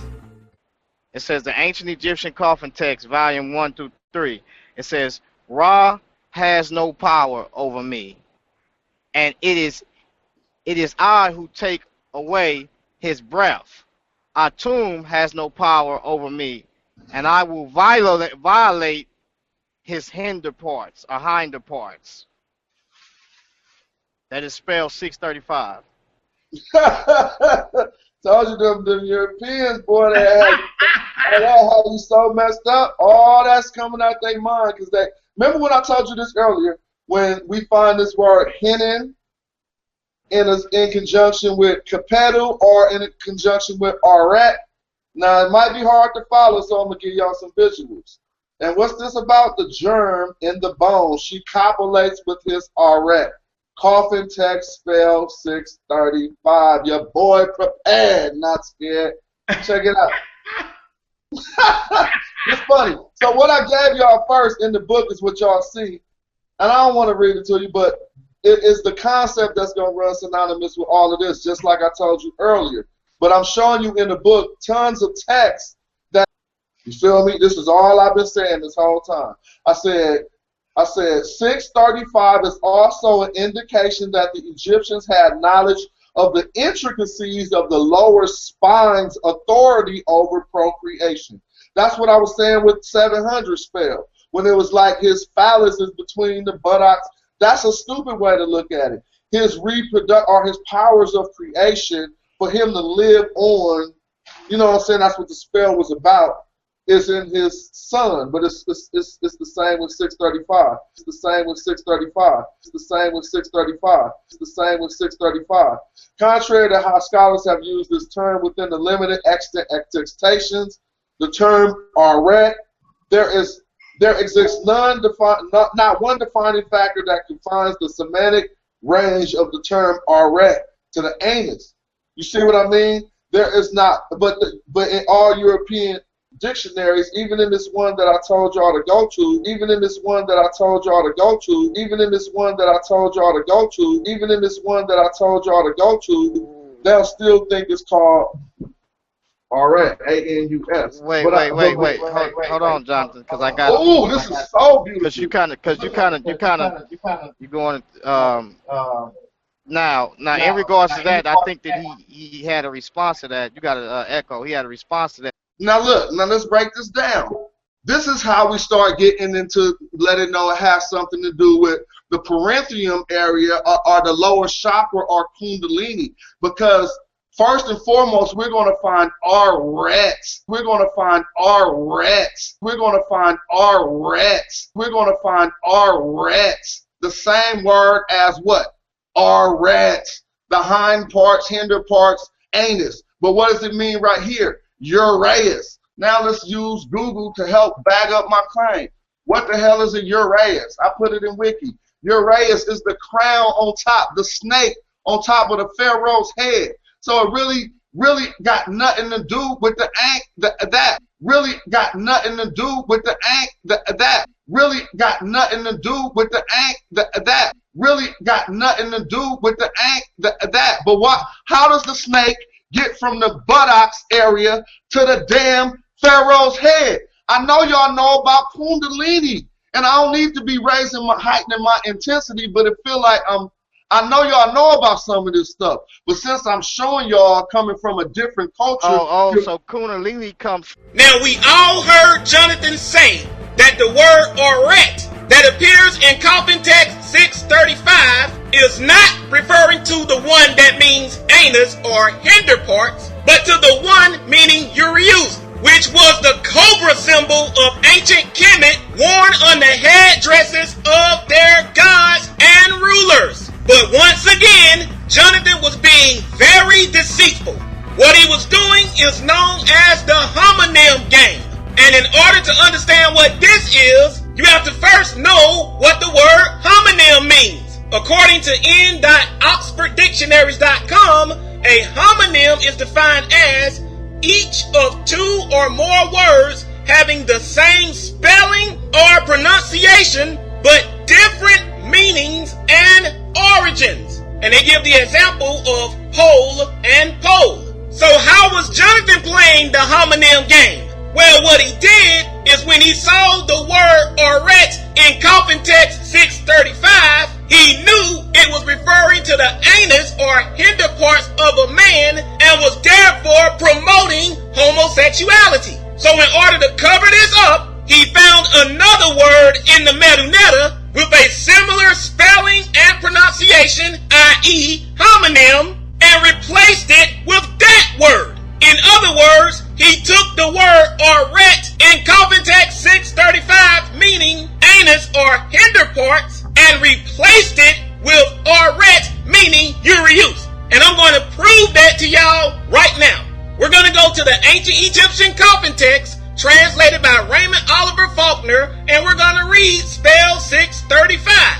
This is what it says. Re has no power over me, referring to the god Re or Ra, as in Amun-Ra squad, and it is I who take away his breath. Atum has no power over me, and I violate his hinder parts. In other words, this is saying that the deceased in this spell violates, penetrates, copulates with, or sodomizes the hinder parts, meaning anus, of Re or Ra and Atum, which means this spell is clearly promoting homosexuality. It is saying that the deceased could achieve safe passage in the afterlife by anally raping Atum Re or Atum Ra. But according to Jonathan Owens, the word translated hinder parts here is incorrect. He said it actually should be the word uraeus. But that is a blatant lie, and I'm going to show you that right now. We're going to go again to the Mark Vigas PDF dictionary, the same dictionary Jonathan Owens was using during this Google Hangout, and we're going to compare the word oret, referring to the anus, and the word oret, referring to uraeus. Now, the first thing you should notice is that the word oret, referring to the anus, is spelled more than one way in the metuneta. One spelling is the arm symbol, the mouth symbol, the loaf of bread symbol, and the backside of the lion symbol. And if you remember, this is the spelling that Jonathan addressed in the Google Hangout. And it means hinder part, hindquarter, anus. But if you look underneath this variation, you'll see another spelling of it that's identical except for the last symbol. Instead of having the backside of the lion, it has the cipher symbol, and as you can see, it is the same word, oret, and it means jaw, hind parts of man, anus. But under this word is the word oret, meaning uraeus, and this is the oret that Jonathan claims appears in Coffin text 635. And if you notice, it's spelled identical to the first two, except it has a cobra symbol on the end. Now this is very significant because it's a reference to the cobra symbol of ancient Kemet representing power. Also note that this aret is transliterated into English slightly different than the first two. It's spelled IRT, while the first two are spelled RT. Remember this because it's going to show up again later. So if we examine the word aret in Coffin text 635, we should see the cobra symbol there if Jonathan was telling the truth. But if we see any variation of the word aret that refers to hinder parts or anus, then we will know that Jonathan was playing the homonym game and was being very deceitful. What we're going to do is go to another book titled The Egyptian Coffin Text, Volume 6. And this book is by the late Adrian Debunking. And he was another renowned Egyptologist. Unfortunately, this book is out of print right now, but you can download it at oi.uchicago.edu. Now, what's significant about this book is that it only contains the metaneta of the Coffin text. There is no English. So what we're going to do is go to spell 635 and see which variation of the word aret we're going to find. Now, these hieroglyphs are handwritten, but you can still read what they say. And if you notice, we find the one spelled with the arm symbol, the mouth symbol, the loaf of bread symbol, and the cipher symbol. And if you go back to the Mark Vigus PDF dictionary, you will see that the aret that is spelled that way means jaw, hind parts of man, anus. In fact, Adrian Debunking translated Coffin text 635 to say, Ray has no power over me, for I am he who takes away his breath. Atum has no power over me, for I copulate between his buttocks. So instead of using the word anus or hinder parts, Debunking chose to use buttocks, which means the same thing. So this is saying that the deceased copulates, which means have sex with, the buttocks of Atum Ray. So that means that the word aret, meaning anus, hinder parts, or even buttocks, is in Coffin text 635, which means Jonathan Owens was playing the homonym game, which means he was being deceptive. But if you're still not convinced, we're going to go to another place in the Coffin text where this word is used. We're going to go again to the ancient Egyptian Coffin text translated by Raymond Oliver Faulkner, and we're going to read a portion of spell 105. Look what it says. I eat with my mouth, I defecate with my hinder parts. And we all know that defecate means to do number 2. Take a dump. Do.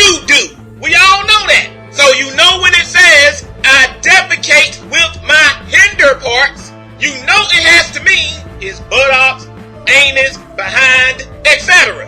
Now we're going to go back to the Egyptian Coffin text by Adrian Debunking. And we're going to examine the meduneta of spell 105 and see what word we find for hinder parts. And if you notice, it's the same word aret that appears in spell 635, where it talks about the deceased copulating between the buttocks of Atum Ra. You have the arm symbol, the mouth symbol, the loaf of bread symbol, and the cipher symbol or meat or flesh symbol. But did you notice that you didn't find the cobra symbol or the Urius or Uraeus symbol in this spell or spell 635? Why? Because it's not talking about the cobra symbol in either of these spells. It's talking about the anus. So again, Jonathan was being deceitful. He's trying to hide the homosexuality in spell 635 and thus hide the homosexual agenda in ancient Kemet.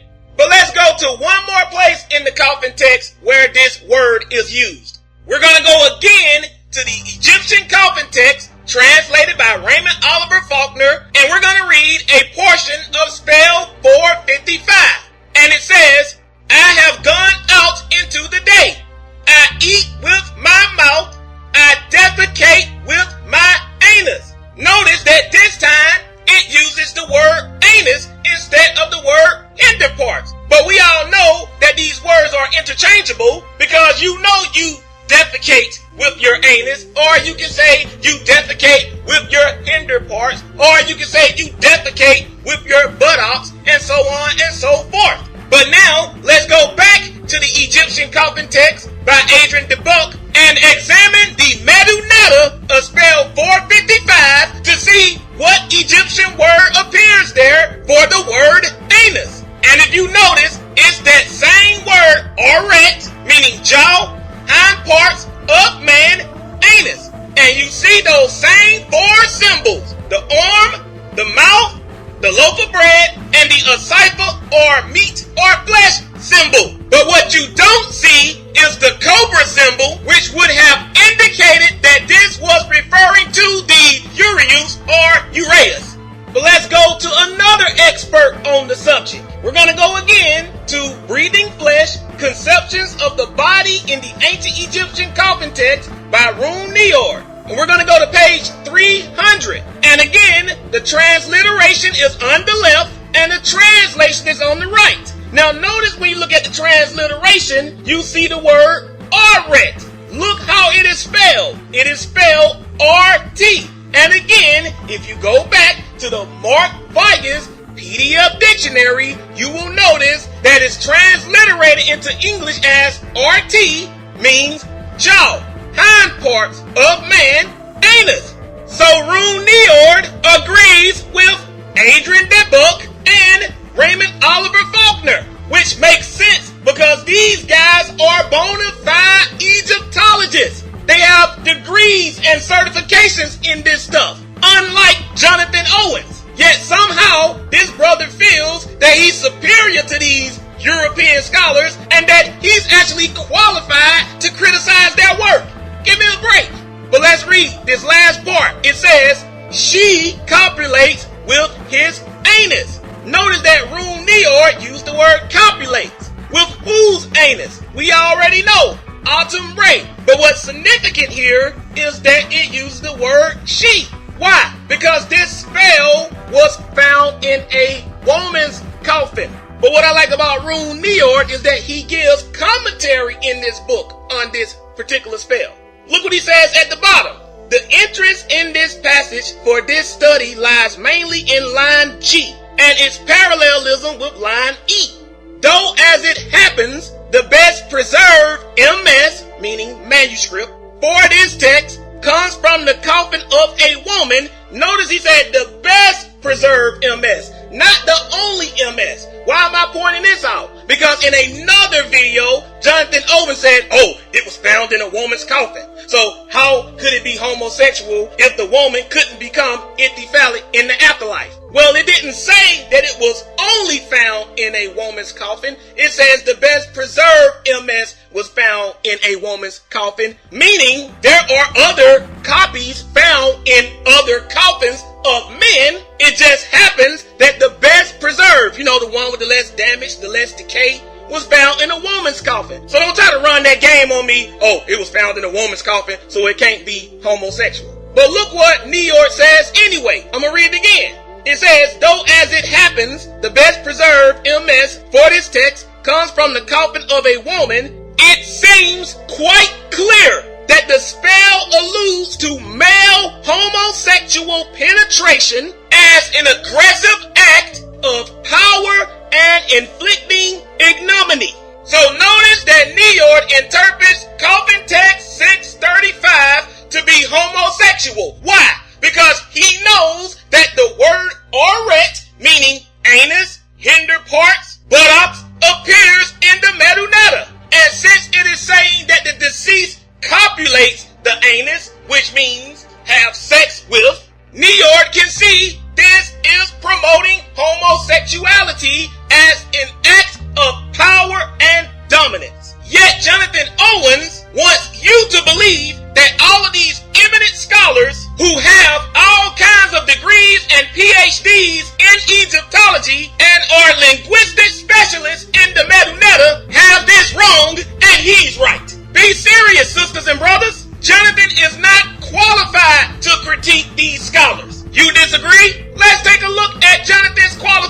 Egyptians right now.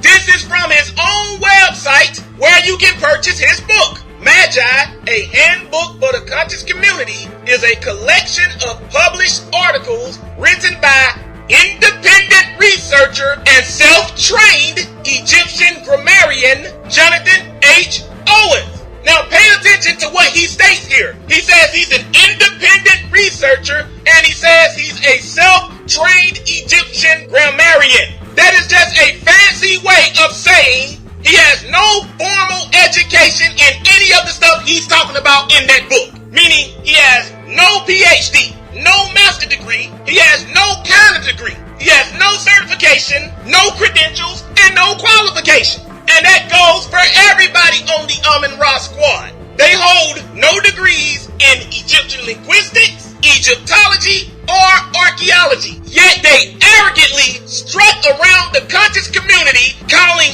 anybody who doesn't agree with them pseudo when they themselves are in fact the biggest pseudo scholars of all. And believe it or not, I didn't even show everything that's wrong with the Amun-Ra squad. Don't make me. What you just witnessed is only a small example of what I can do. But if you keep putting my name out there, I'm going to come after you and I'm going to take your pseudo organization apart. And that goes for any of the other big names in the conscious community who decide they want to test my knowledge of Kemet or the Bible. If you go on social media putting my name out there, I'm going to put you on blast too. Because believe it or not, this is one Christian you can't beat because I actually study Kemet.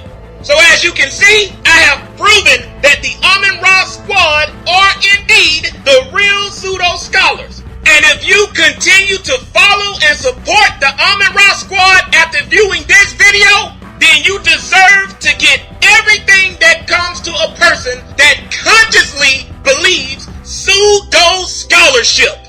See you next time. A well-organized lie, a well-organized lie, a well-organized lie defeats a disorganized truth every time.